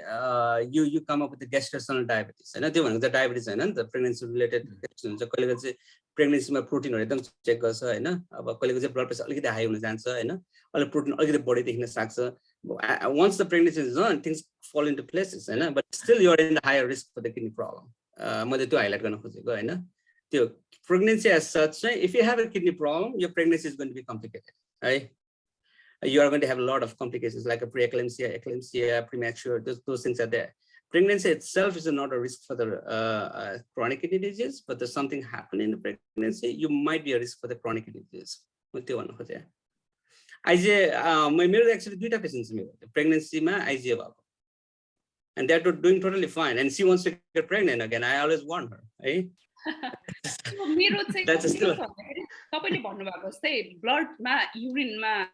ब्लड चाहिँ मैले 2014 मा नै देखेको थिए के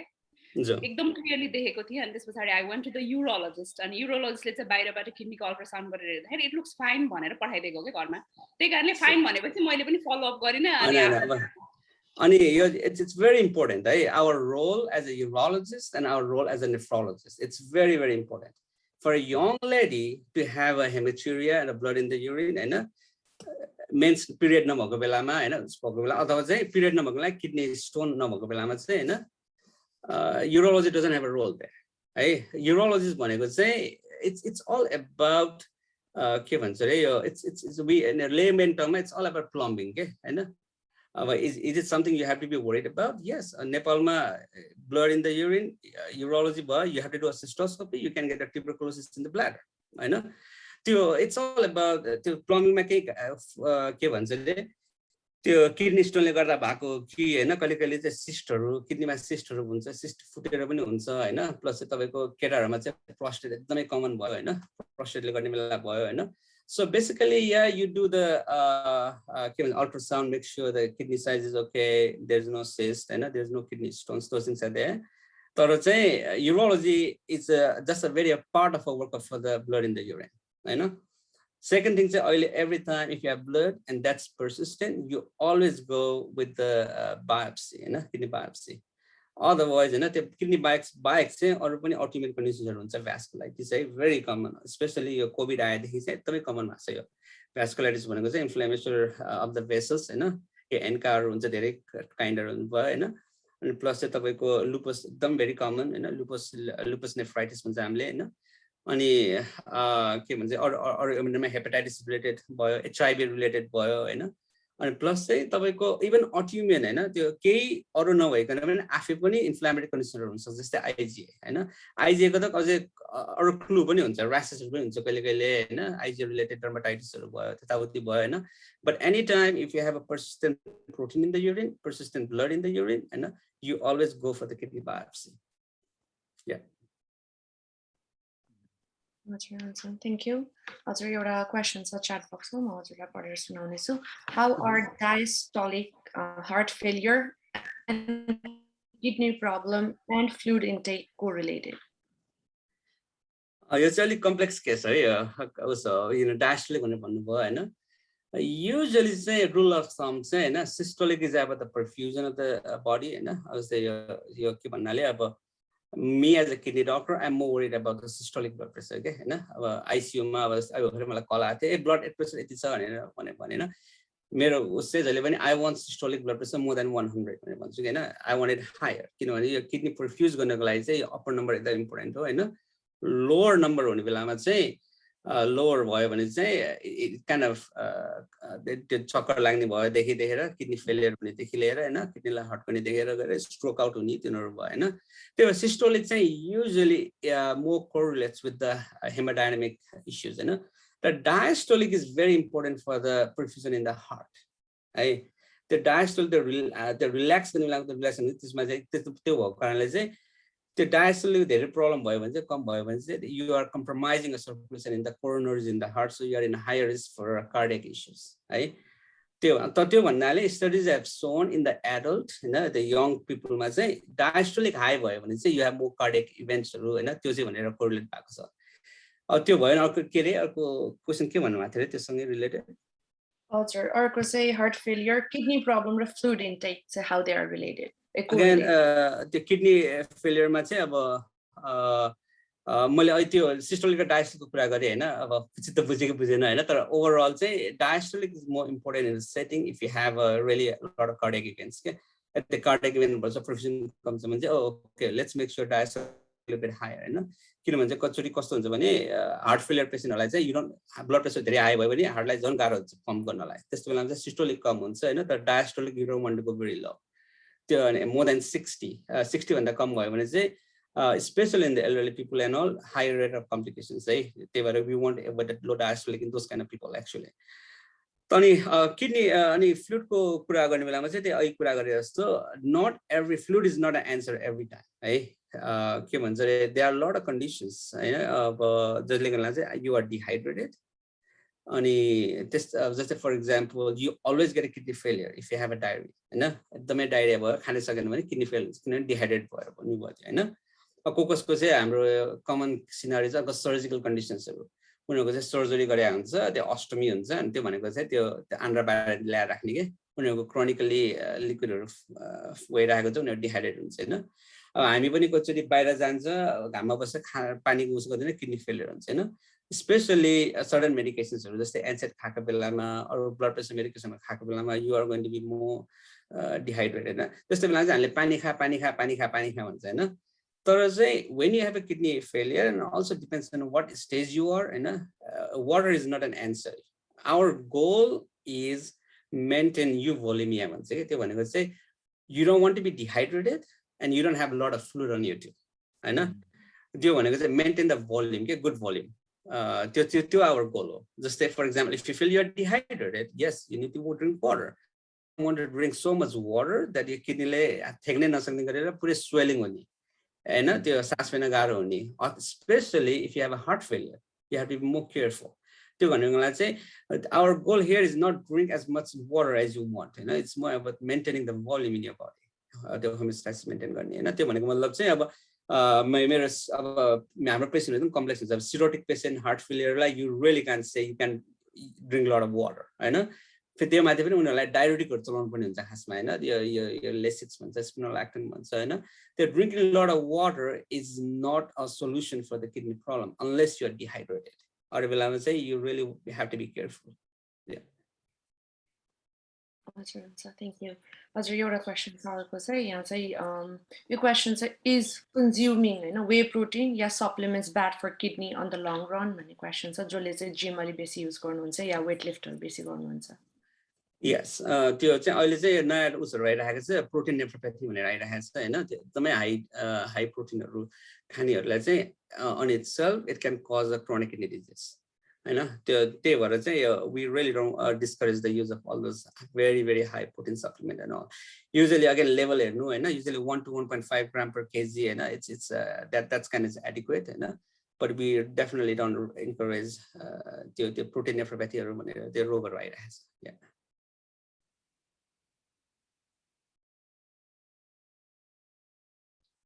हजुर अर्को क्वेशन छ है यहाँ चाहिँ dialysis patient with iron intake during treatment their BP drops. Can you please explain the physiology of iron intake and BP fluctuation or relation?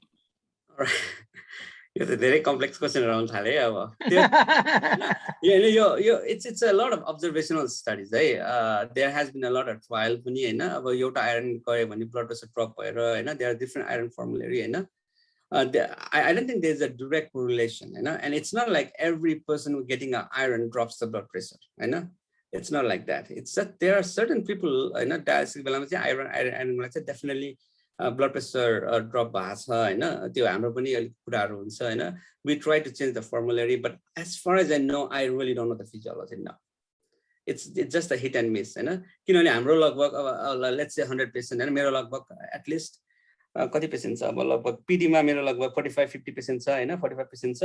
अनि डायलिसिसमा लगभग 40-50 छ हैन it doesn't happen to everyone हैन it happens to 1 or 2 people and you really cannot explain that with physiology for that and then त्यो अरूलाई explain गर्न मिल्दैन के तर it has been reported like a lot of IV iron ले गर्दा चाहिँ blood pressure drop भएको छ. So I really know the physiology but you want to change the formulary like Venifer भन्छ ferric citrate भनेर भन्छ हैन अर्को चाहिँ के भन्छ रे अर्को नयाँ पनि आछ एउटा हाई 750 मिलिग्राम वाला त्यो so you want to change the formulary and see if that helps. Yeah. अनि मेरो एउटा क्वेशन छ कि अहिले हस्पिटलमा मेटफर्मिन इन्ड्युस किडनी फेलियर भनेर धेरै केसहरु आइराको छ हैन अनि यसमा चाहिँ तपाईले के स्टडी अथवा तपाईले के अनुभव गर्नु भएको छ कि छैन के यो मेटफर्मिन इन्ड्युस हो भने मेटफर्मिनलाई घटाउँदै छ अथवा के हो?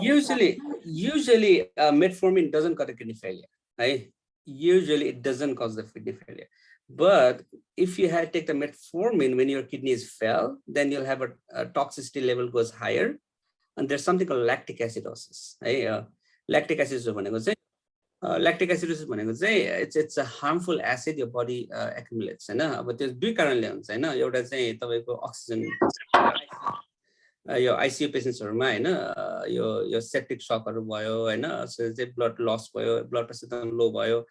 यो ब्लड यो बडीले अक्सिजन पाएन रे भने हैन you end up getting a lactic acid त्यसलाई चाहिँ टाइप A भन्छ हैन अनि यो lactic acid कहिले चाहिँ मेटफर्मिनहरुले चाहिँ यो सेलुलर लेभल सेलको सेलुलर लेभलमा गएर चाहिँ यो एनारोबिक त्यो उसहरु गरेर चाहिँ type B lactic acid form हुन्छ त्यसलाई टाइप बी ल्याक्टिक एसिड भन्छ हैन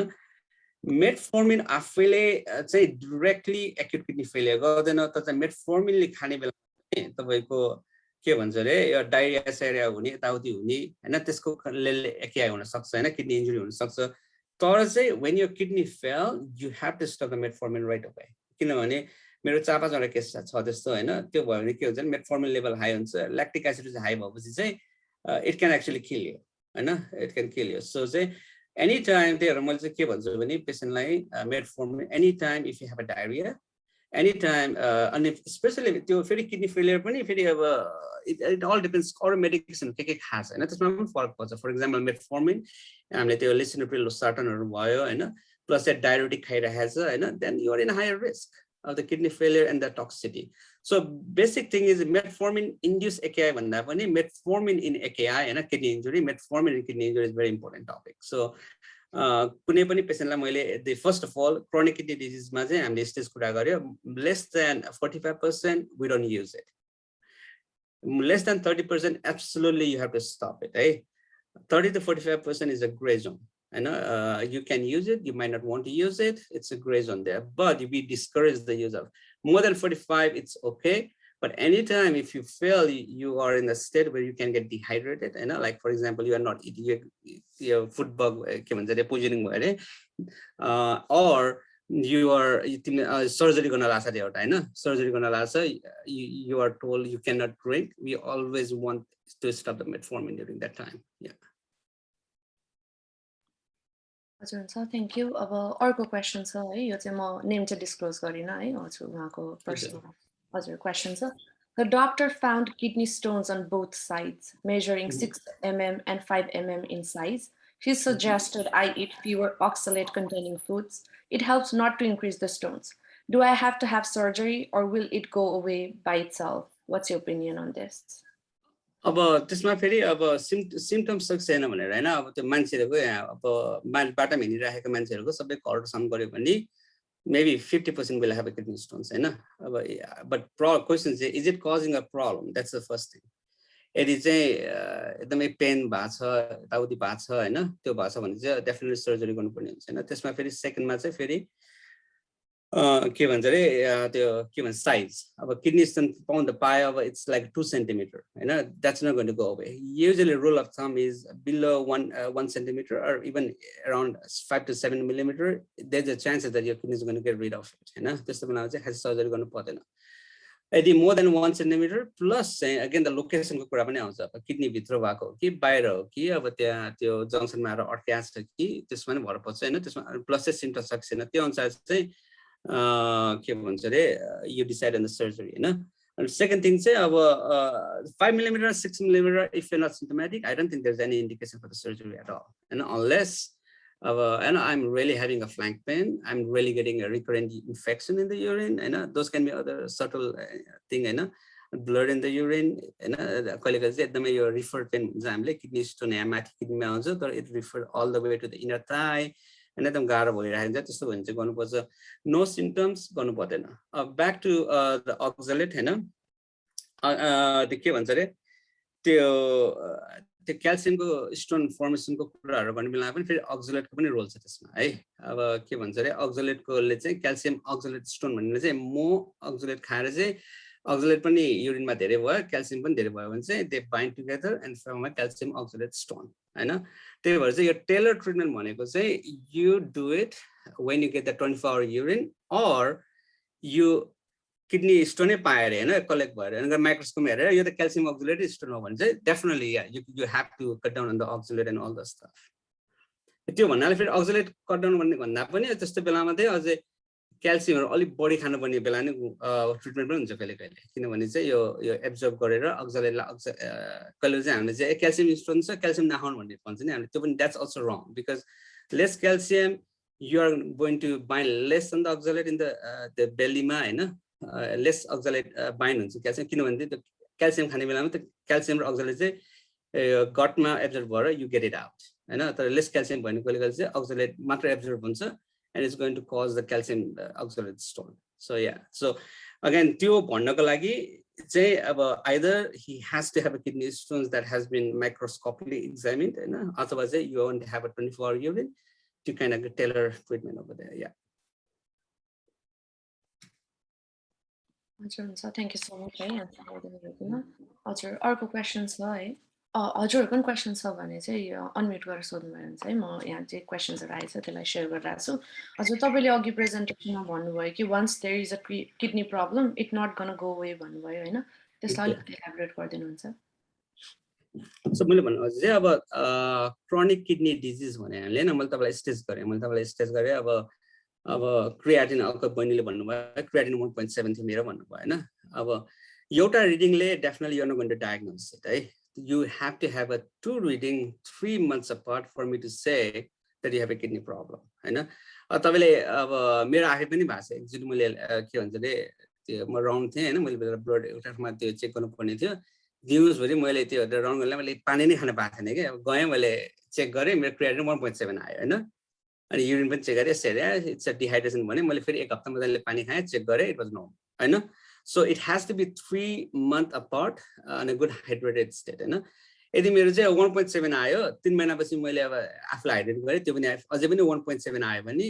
चाहिँ you have a chronic kidney disease हैन the duration is very important it's not that एउटा रिडिङले गर्दा तेरो किडनी फेल भयो you have a weak kidney no but once you establish that you have a kidney problem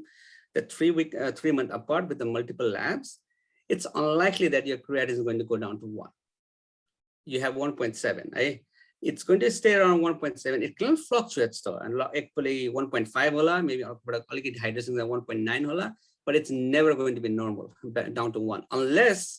again what's causing it the diabetes hypertension भएकोले हुँदैन कहिलेकाहीँ चाहिँ अब kidney stone भयो रे हैन obstruction भयो हैन you have a kidney failure your creatinine might actually go as high as 10 and once you relieve the kidney stone once you relieve the obstruction your kidneys are going to go back to normal हैन त्यो यदि त्यो कुनै कन्डिसन्सहरु छ त्यसले गर्ने बेलामा चाहिँ त्यो के भन्छ रे reverse the process then your kidney is going to be back to normal again if that happens within the 3 months you're good again if lasts more than 3 months your chances are going to improve त्यही भएर चाहिँ kidney obstruction छ भने पनि you really want to do as soon as possible take care of it हैन तर once you have established diagnosis CKD 3 month apart multiple lab saying that your creatinine is 1.7 or it's abnormal unlikely that it's going to back to normal right so saying that again it depends on the causes behind it हैन I would just say एउटा मान्छे एउटा चाहिँ acid आइबुप्रोफेनहरु खान्छ हैन उनीहरुको चाहिँ kidney failure भएको छ प्लस चाहिँ तपाईको के भन्छ रे त्यो रोकेपछि चाहिँ तपाईको राम्रो हुँदै आउँछ हैन अनि सेकेन्ड कजमा फेरि चाहिँ अब बहिनीको अघि बहिनीको कुरा गर्नुभयो आइजिएन नेफ्रोपैथी थियो अथवा लुपस नेफ्राइटिस त्यसले गर्दा किडनी फेलियर भएको थियो हैन यो diagnosis you start treating it likelihood it's going to come back it all about depend on the cause तर वन्स तर चाहिँ एक दिन चाहिँ यदि ड्यामेज भइसकेछ क्रियाटिन 1.3 1.7 1.8 चाहिँ लगभग 6 महिना त्यस्तो छ भने चाहिँ it's very unlikely it's going to go back from that point on it's going to progress right it's going to progress again how rapidly it's going to progress and it all depends again the disease process diabetic patient कोही मेरो एउटा भर्खरै एउटा मेरो एउटा patient HIV patient आइजिएन nephropathy नै थियो उसको चाहिँ प्रोटिन लगभग 10 ग्राम छ अहिले हैन त्यो प्रोटिन इज सो इम्पोर्टेन्ट मैले गर्दै पनि यति र्यापिड चेन्ज भयो कि within like 6 months I am going to starting dialysis this week हैन उनीहरुको चाहिँ एकदम एग्रेसिभ कन्डिसन भयो हैन कोहीको हाइपरटेन्सन हुन्छ you had the kidney problem हाम्रो एउटा नेपाली भाइ छ यहाँ पढ्न आएको हैन एकदम टाउको थियो भने गएको हाइपरटेन्सन लगभग 200 कति रहेछ हैन अनि घरमा पनि नेपालमा पनि मेरो ब्लड प्रेसर हाई भनेको थियो मैले घेरेको थिएन भन्ने भन्यो किडनी बायोप्सी गर्यो सिग्निफिकेन्ट किडनी प्रब्लम उसको क्रियाटिन 3.2 3.4 छ है तर उसको हाइपरटेन्सनले गर्दा किडनी फेलियर भएको अहिले उसको ब्लड प्रेसर कन्ट्रोल छ हैन यदि उसले ब्लड प्रेसर कन्ट्रोल नगरेको भए he would have been end up by dialysis by now but he's still doing well his blood pressure control but his creatinine is never going to go back to 1 उसको creatinine चाहिँ अझै पनि 3.4 नै हुन्छ our goal here is to delay the progression after this हैन so it's never going to go 1 does that answer the question हजुर it does thank you so much हजुर अहिले पनि हामीसँग समय छ हजुर कसैको पनि क्वेशन्सहरु छ भने है हजुरले शेयर गर्न सक्नुहुन्छ है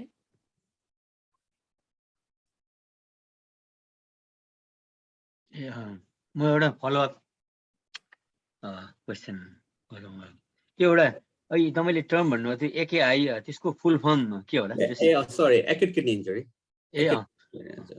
अनि अनि यो स्टोन सम्बन्धी चाहिँ मलाई just some kind of layman's understanding यो स्टोनको यो स्ट्रक्चर फर्मेसन चाहिँ के हुन्छ त्यसको फर्मेसन स्ट्रक्चर अगेन त्यो धेरै भेराइटी हुन्छ त्यसमा हैन अब क्याल्सियम छ युजुअली 90-95% क्याल्सियम भयो त्यसमा पनि calcium phosphate calcium oxalate calcium diphosphate त्यो युरिक एसिड स्टोन हैन त्यो अनुसार फेरि अब मेडिकेसन इन्ड्युस स्टोन्सहरु पनि हुन्छ हैन अर्को चाहिँ सिस्टिन स्टोन भन्छ यो जेनेटिक कन्डिसन्सहरुमा हैन सो कम भनेको चाहिँ क्याल्सियम स्टोन्स हो अनि त्यो चाहिँ डिफरेन्शिएट केले गर्ने भने चाहिँ अब माइक्रोस्कोपिक हो तर त्यसको खास चाहिँ त्यो माइक्रोस्कोपिक डायग्नोसिस गर्नु भन्दा पनि it's more about what you can do about it हैन त्यसमा चाहिँ 24 आवर युरिन गर्ने हैन त्यसमा चाहिँ केमा कमी छ यो अक्सलेटको कमी कुराले हो कि सिट्रेटको कुराले गर्दा हो कि सोडियमको कुराले गर्दा हो कि पीएच कम धेरै भएर हो कि धेरै भएर हो कि हैन युरिन आउटपुट कम भएर हो कि त्यो सबै गर्नको लागि चाहिँ usually you have to do 24 hour urine and get the guidelines या थ्यांक यू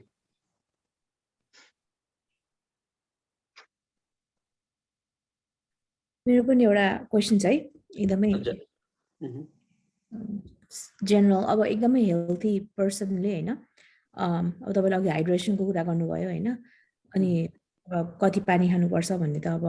65 आउन्सेस 2 लिटर्स भन्छ हैन तर हेल्थी पर्सनलाई एउटा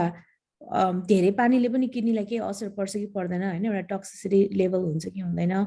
त्यस्तो के गाइडलाइन छ yes and no है अब युजुअली हेल्दी एडल्टमा चाहिँ खासै प्रब्लम हुँदैन है unless you start having all the स्वेलिङहरु भन्ने भयो त्यो भयो हैन अब द युजुअल गाइडलाइन्स 2 लिटर भने पनि it all depends on how your days are going हैन अब एकदम हट छ बाहिर घुमिरहेको छ भने 2 litre is not going to be enough you need 4 litre हैन यदि घरमै बसिरहेको छ अब नर्मल एक्टिभिटी छ भने you really don't need lot of water because you are not wasting any water हैन त्यतिबेला चाहिँ तपाईलाई 2 लिटर माइट बी इनफ हैन अनि यो वाटर चाहिँ यो वाटर टक्सिसिटी भन्ने टर्म चाहिँ definitely is there it happens specially यो कन्डिसन्सहरु चाहिँ लिभर कन्डिसन्स भएको पेसेन्टहरु भयो हैन अनि प्लस तपाईको यो साइकियाट्रिक पेसेन्टहरुमा चाहिँ के हुन्छ भने चाहिँ उनीहरुले चाहिँ खानाहरु राम्रो खाँदैन पानी मात्रै खान्छ गर्ने बेलामा चाहिँ sodium becomes so low that it becomes you start having a confusion weakness tiredness lot of फल हैन अनि कहिलेकाहीँ चाहिँ सिजरै भएर नै आउँछ हैन त्यो ब्यालेन्स चाहिँ फेरि पानी मात्र धेरै खाएर मात्रै नभएर usually if you are in a good nutritional status हैन यो किडनी इज गुड यो किडनी विल ह्यान्डल इट है यो kidney is going to take care of it तपाईले 1 लिटर खानुभयो भने 1 लिटर निकाल्छ यदि body fail that you don't need it your body is going to take care of it तर you have a certain conditions like you need a good सल्युट्स भनेको मतलब चाहिँ good nutritional support to crack that water out पानी आफैले पनि निक्लिन सक्दैन के त्यो पानीलाई वाटर डायरेसिस भन्छ पिसाब फेर्ने चाहिँ दुई प्रकारले हुन्छ एउटा चाहिँ सल्युट डायरेसिस भन्छ एउटा चाहिँ वाटर डायरेसिस भन्छ हैन अब तपाईले 1 लिटर खानुभयो अलिकति पानी चाहिँ वाटर डायरेसिस भएर अलिकति निक्लिन्छ तर बाँकी युरिन पानी निकाल्नको लागि चाहिँ you have to have a solute diuresis what it means is तपाईले चाहिँ यो नर्मल खानाहरु खानुपर्छ के प्रोटिनहरु भयो हैन यो तिनीहरु खाएर चाहिँ त्यो सल्युट्स भन्छ त्यसले चाहिँ ड्राई गरेर निकाल्नु पर्ने तर कहिले चाहिँ यो साइकेट्रिक पेसेन्टहरु भयो हैन अनि प्लस चाहिँ अर्को चाहिँ अल्कोहोलिक पेसेन्ट है भेरी कमन मेरो चाहिँ लगभग लो सोडियम आउने बित्तिकै अल्कोहोलिक हो भनेर सोधिहाल्नुपर्छ त्यो अल्कोहोलिक पेसेन्ट र यो साइकेट्रिक पेसेन्टको चाहिँ के हुन्छ भने उले खाना खाँदैन हैन खाली अल्कोहल खाने पानी खाने अनि अर्को त्यो लिक्विड मात्र खाने तिनीहरुको चाहिँ एकदमै नर्मल सोडियम 135 to 145 हो हैन उनीहरुको सोडियम चाहिँ कहिले त लगभग यो सिजर भएर 98 95 त्यसरी आउँछ के त्यो चाहिँ यस त्यो ब्याक टु यर क्वेशन्स हैन अनि अर्को एकदम सिनारियो चाहिँ पहिला चाहिँ म्याराथन रनर है उनीहरु चाहिँ के गर्थ्यो भने उनीहरु दौडिन्छ हैन म्याराथनमा दौडिन्थ्यो हैन अनि यो fire fighter very common scenario यो म्याराथन रनर फायर फाइटर हैन उनीहरु चाहिँ अब when they are doing there जब रनिङ र फायर फाइटिङको लागि जाने बेलामा चाहिँ के हुन्छ भने they are losing both salt and water and you just replace with the water alone है त्यो भयो चाहिँ के हुन्छ भने त्यो मात्रा मिल्नुपर्छ के सोडियम यति कम भएर आउँछ कि यु स्टार्ट म्याराथन रनरमा चाहिँ they use to seize and die हैन अब दौडिँदा पानी मात्र खायो and one time sodium is so low they have use to get a seizure अनि दे युज टु डाई त्यस्तो बेलामा चाहिँ के गर्छ भने यो फायर फाइटरलाई त्यही भएर चाहिँ त्यस्तो बेलामा चाहिँ condition you just give a salt है यो आइभी सल्ट चाहिँ झप्प दिन्छ के त्यो आइभी दिनलाई त्यही भएर अब युजुअल स्टेट अफ हेल्थ है अब एउटा यदि चाहिँ तपाईको कुनै अरु complication छैन भने you are in a perfect health, you are eating well, your kidney is going to going to manage it, and you don't have to worry about it. Tara, if you are in a conditions like in a poor nutritional status, example the alcoholic भयो हैन, psychiatric patient भयो, plus चाहिँ तपाईको कहिले diarrhea, let's say हैन, अनि फेरि diarrhea भयो, kidney fail भयो, फेरि मैले भनेको चाहिँ kidney, as long as kidney is good है, तर diarrhea भयो, kidney fail भयो, केही खाए छैन, खाली पानी मात्र खायो भने चाहिँ yes, the water become toxic at that point. This patient, we always say don't drink more than 800 ml a day, 1000 ml a day. So water toxicity is a real thing. You don't want to drink a lot of water, especially in this kind of scenario. Yeah. That's right. Thank you. That's right. You have a question, sorry. If we have kidney stone, we need to drink a lot of water, like get a kind of lentil gohat ko soup. Is there any scientific reason that you are aware of about this? Sure, the God one is a. Oh, like a kind of lentils, other soup. Gogat. It's a very it's like the lentil. Yeah. Exactly my थाहा छैन, तर म चाहिँ cranberry juice चाहिँ खुवाउँछु है मेरो पेशेन्टलाई. Cranberry juice चाहिँ टन्डे खुवाउँछु है, तर त्यो लेन्टल के उसमा चाहिँ मलाई थाहा छैन. I don't know. क्यानबेरी जुसको rational चाहिँ again हामीले भने नि त्यो युरिनलाई जति अल्कलाइन बनायो हैन, त्यति हेल्प हुने हो हैन. Goes low, chance of kidney stone formation goes low. So cranberry जुसले चाहिँ definitely if infection छ भने पनि हेल्प गर्छ, त्यसलाई युरिनलाई अल्कलाइज गरेर किडनी स्टोन मा पनि हेल्प गर्छ, तर चाहिँ लेन्टल चाहिँ I don't know. त्यो चाहिँ मैले हेर्नै पर्ने हुन्छ. खै यहाँ क्वेशन पनि नसोधेर पनि होला मलाई. सोध्दैन लेन्टल सुप खाऊ भने सोध्दैन, अब त्यही भएर नि होला. मसँग अर्को फलो अप क्वेशन चाहिँ एउटा तपाईले अघि नै लो सोडियम डायटको कुरा गर्नुभयो हैन, तपाईको पेशेन्टलाई अब रेकमेन्डेड नै जम्मा 1500 मिलिग्राम छ हैन पर डे. अब त्यो भनेको त 1 टीस्पुन सल्ट मात्र हो नि त. तपाईहरुको पनि रेकमेन्डेसन त्यस्तो नै हुन्छ कि अझ त्यो भन्दा पनि लेस हो कि हैन? हो त्यही हो मेरो क्वेशन. अब त्यो 1500 त अलि पुशै गरे हो 1500 त है, अलि पुशै गरे. युजुअली वी से लाइक 2 ग्राम है, 2 ग्राम भन्छ हैन. त्यसमा पनि अब त्यही why are you doing it भन्ने कुरा हुन्छ हैन. कसैको हाइपरटेन्सन हुन्छ हैन, हाई ब्लड प्रेसर हुन्छ, त्यसले चाहिँ definitely you want to do it हैन. अब कसको चाहिँ अब त्यो बहिनीले भन्नुभएको थियो अघि प्रोटिन युरिन एकदम प्रोटिन हुन्छ कहिले हैन, त्यो युरिनमा प्रोटिन हुन्छ के, प्रोटिन भएर खर्च भयो भने त्यो मान्छेले जति सल्ट खायो उति पानीहरु चाहिँ त्यो एब्जर्ब गर्छ के, त्यो भन्नाले सुनिन थाल्छ के. त्यस्तो कन्डिसनमा चाहिँ डेफिनेटली भेरी लो सोडियम हैन. अनि के भन्छ रे अर्को चाहिँ यो हार्ट फेलियर पेशेन्टहरुमा हैन, हार्ट फेलियर पेशेन्टहरुमा सिरोटिक पेशेन्टहरुमा भेरी इम्पोर्टेन्ट हैन, as low as possible. So त्यो पेशेन्टहरुलाई हामीले 1500 2 ग्राम भन्छ हैन. तर नर्मल हेल्दीमा त maybe you can go up to little bit higher. I think म बायस छु, मेरो पेशेन्टहरु सबै त्यस्तै हाइपरटेन्सन डायबिटिज हुँदै हामीले 2 ग्राम भन्छ हैन. But I think in a general health, if you have a good blood pressure, I think you can ease out a little bit. I would think 2 grams of the ठिकै होला जस्तो लाग्छ मलाई. Yeah, 1500 त पुशै गरे हो त 1500 त. I think I meant 2300 भन्नु लाग्थ्यो मैले हैन. 2300 चाहिँ ठिकै हो. I mean average person लाई 2300 I think that's reasonable for a good healthy diet हैन. तर चाहिँ हार्ट फेलियर पेशेन्टहरु भयो, सिरोटिक पेशेन्टहरुलाई चाहिँ usually we want to put it below 2 gram for sure. Yeah. 2300 milligram भनेको त अब लिटरली 1 टीस्पुन सल्ट मात्र हो के हैन. त्यो त अब आई थिंक हामीले अब हाम्रो डायटमा हाम्रोमा मात्र हैन, अब एभरेज अमेरिकन जसको डायट पनि 1 टीस्पुन सल्ट भने त कति नै हो र. बिहान ओटमिलमा सल्ट हाल्दियो भने पनि 1 टीस्पुन त जान्छ नि त हैन. सो आई डोन्ट नो, यो कुरा चाहिँ अब मलाई अलिकति सबैजनाको धेरै नै भइराको छ सल्ट हैन इन्टेक. अब 23 मिलिग्राम भन्दा बढी त्यसले अब कसरी असर गरिरा होला. त्यही भएर मैले भने नि अब for average healthy person and I really don't want to keep it on that level. Okay, I think you can have, I really think, but again if you have a hypertension, as I said, all the complications and your conditions, definitely you have to watch for it. Yeah, it is only मान्छेहरुले त्यसको साथमा potassium substitute भनेर त्यो salt substitute भनेर त potassium खान्छ हैन. अहिले चाहिँ के पनि आसे एउटा त्यो 80 वटा पेशेन्टले भन्दै थियो मलाई एउटा त्यो टेस्ट दिन्छ त्यो, तर चाहिँ सोडियम हुँदैन.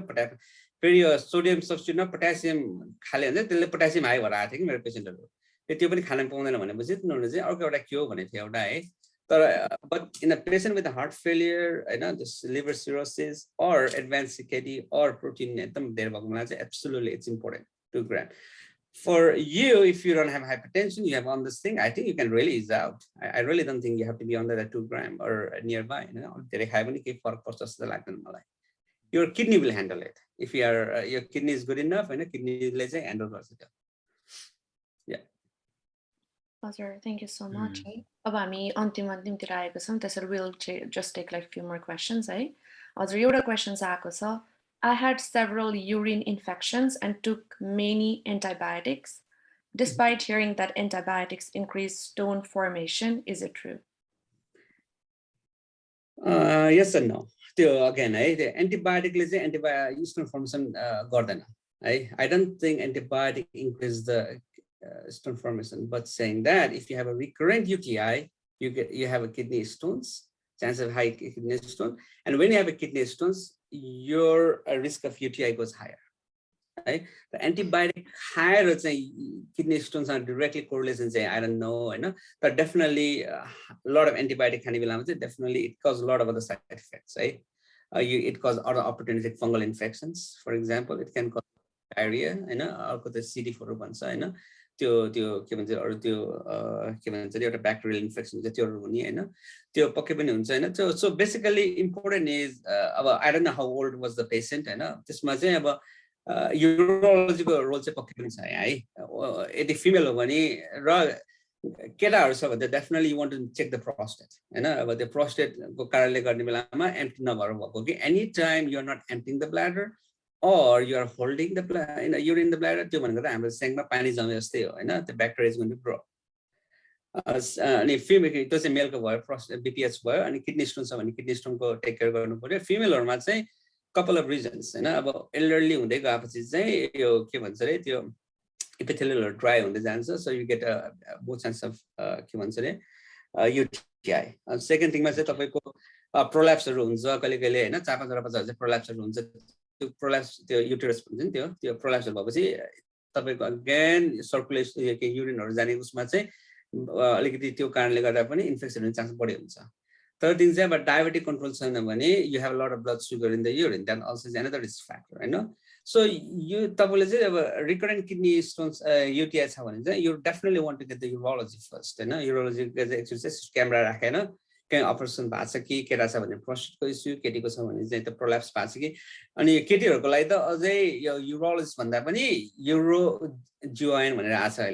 gynecology urology mix subspecialty good about it prolapse related surgery plus यदि कुनै कज पनि भेटेन के पनि भेटेन भने चाहिँ अब डेफिनेटली कल्चर गर्ने कुन ब्याक्टेरिया हेर्ने हैन त्यो छ भने चाहिँ मैले मेरो 5 वटा पेशेन्टलाई चाहिँ मैले क्रोनिक एन्टिबायोटिक सप्रेसन भन्छु हैन त्यो भनेको चाहिँ तपाईको 4-5 दिन एन्टिबायोटिक खाएर छोड्नु भन्दा पनि लो डोजमा खाइराख्ने 3 महिना 4 महिनासम्म खाएर के हुन्छ त्यो हेर्ने त्यो गर्न सकिन्छ हैन अनि एन्टिबायोटिक खाएपछि चाहिँ प्रोबायोटिकहरु चाहिँ खानु त्यही भन्छु त्यो प्रोबायोटिक भनेको चाहिँ त्यो योगर्टहरु हैन त्यो घरमा बनाएको योगर्ट अथवा चाहिँ प्रोबायोटिक भनेको चाहिँ त्यो गुड ब्याक्टेरियाहरु नले गरे डाइट कम गराउनको लागि त्यो चाहिँ सँगै दिन्छु मैले दिइराछु प्रोबायोटिक हुन्छ थ्यांक यू सो मच हजुर अब हामी अन्तिमतिर आइसकेका छौं है अब यो सेमिनारको हुन्छ र्याप अप गर्ने बेलामा चाहिँ हजुरलाई थ्यांक यू सो मच है डाक्टर जिनियस प्रधानजीलाई भयो जतिले पनि क्वेशन्सहरु पनि सोध्नु भयो त्यो क्वेशन्सबाट हामी सबैले धेरै कुरा सिक्न पायौं जुन चाहिँ हामीलाई पनि नलेज थिएन किनभने हामी हेल्थ फिल्डमै भए पनि धेरैवटा डिफरेन्ट विधामा छौं हैन स्पेशलाइजेसन डिफरेन्ट भएर हामीले यो कुराहरु आज नभएको भए सायद हामीले कतिवटा टर्म्स त सुनेको पनि थिएन मलाई पहिला हैन त्यसको लागि चाहिँ हजुरको समयको लागि हजुरको नलेजको लागि र इन्फर्मेसनको लागि थ्यांक यू सो मच अनि जसले पनि क्वेशन्सहरु ल्याउनु भयो उहाँहरुको लागि धेरै धेरै धन्यवाद है कति जनाको मैले आइडेन्टिटी डिस्क्लोज गरिन यहाँ है किन उहाँहरुको पर्सनल सिचुएसन्सहरु थियो त्यसले गर्दाखेरि तर क्वेशन्सहरु चाहिँ जसले ल्याउनु भयो त्यसको लागि धन्यवाद त्यो क्वेशन्सहरुबाट हामीले धेरै कुराहरु सिक्न पायौं है अनि हाम्रो यो NSCSP को यो हेल्थ केयर ग्रुप फर्म हुनुको कारण पनि यही हो कि हामीले डिफरेन्ट हेल्थ रिलेटेड हामी हेल्थ फिल्डहरुबाट छौं डिफरेन्ट स्पेशलाइजेसन्सहरुबाट छौं कति नर्स छौं कति जना डाक्टर्स भइसन्छ कति जना अब पब्लिक हेल्थबाट छौं हैन हामी सबै जनाले हेल्थ रिलेटेड डिफरेन्ट अब टपिक्सहरूमा चाहिँ डिस्कस गर्नु पाएर हामीहरूले चाहिँ यो चाहिँ एउटा मिसन प्लेटफर्म जस्तो पनि हो, जसबाट चाहिँ हामीले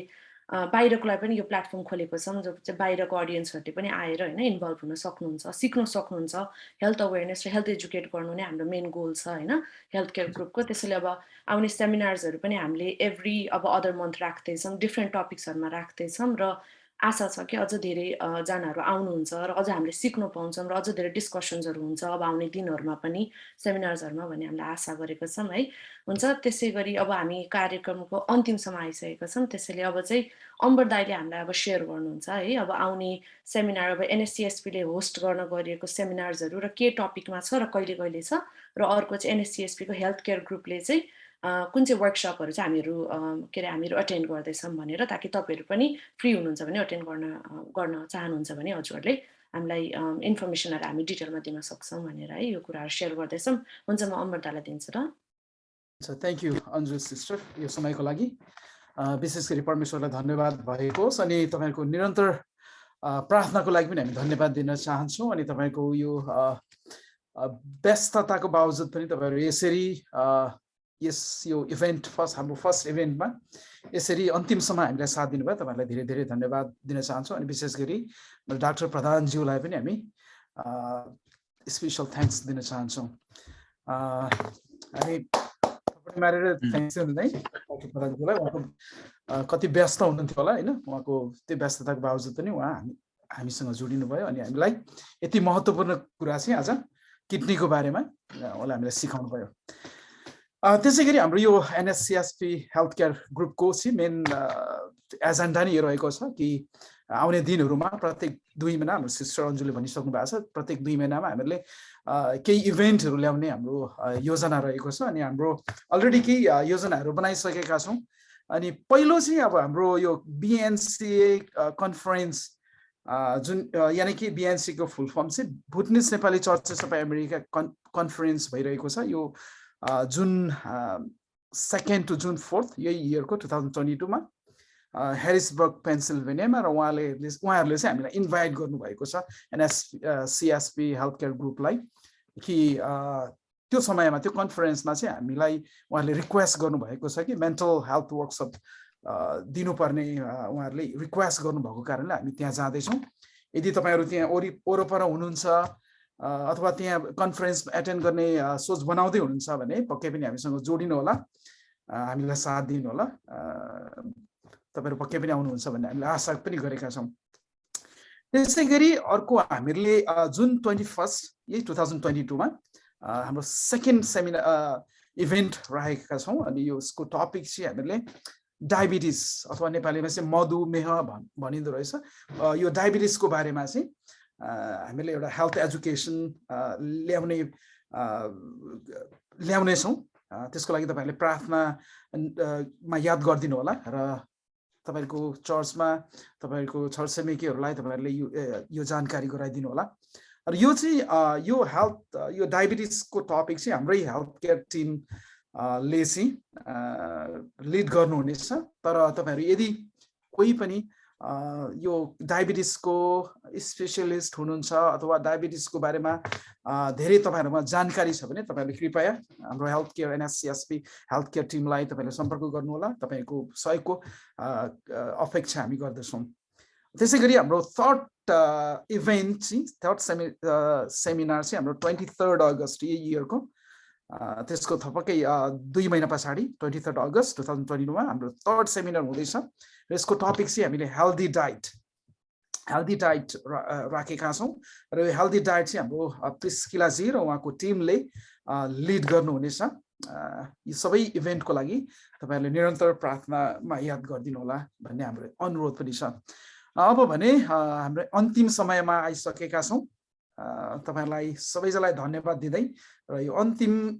समय चाहिँ हामी क्लोजिङ प्रेयरमा गर्नेछौँ। क्लोजिङ प्रेयर चाहिँ हाम्रो सुस्मिताजीलाई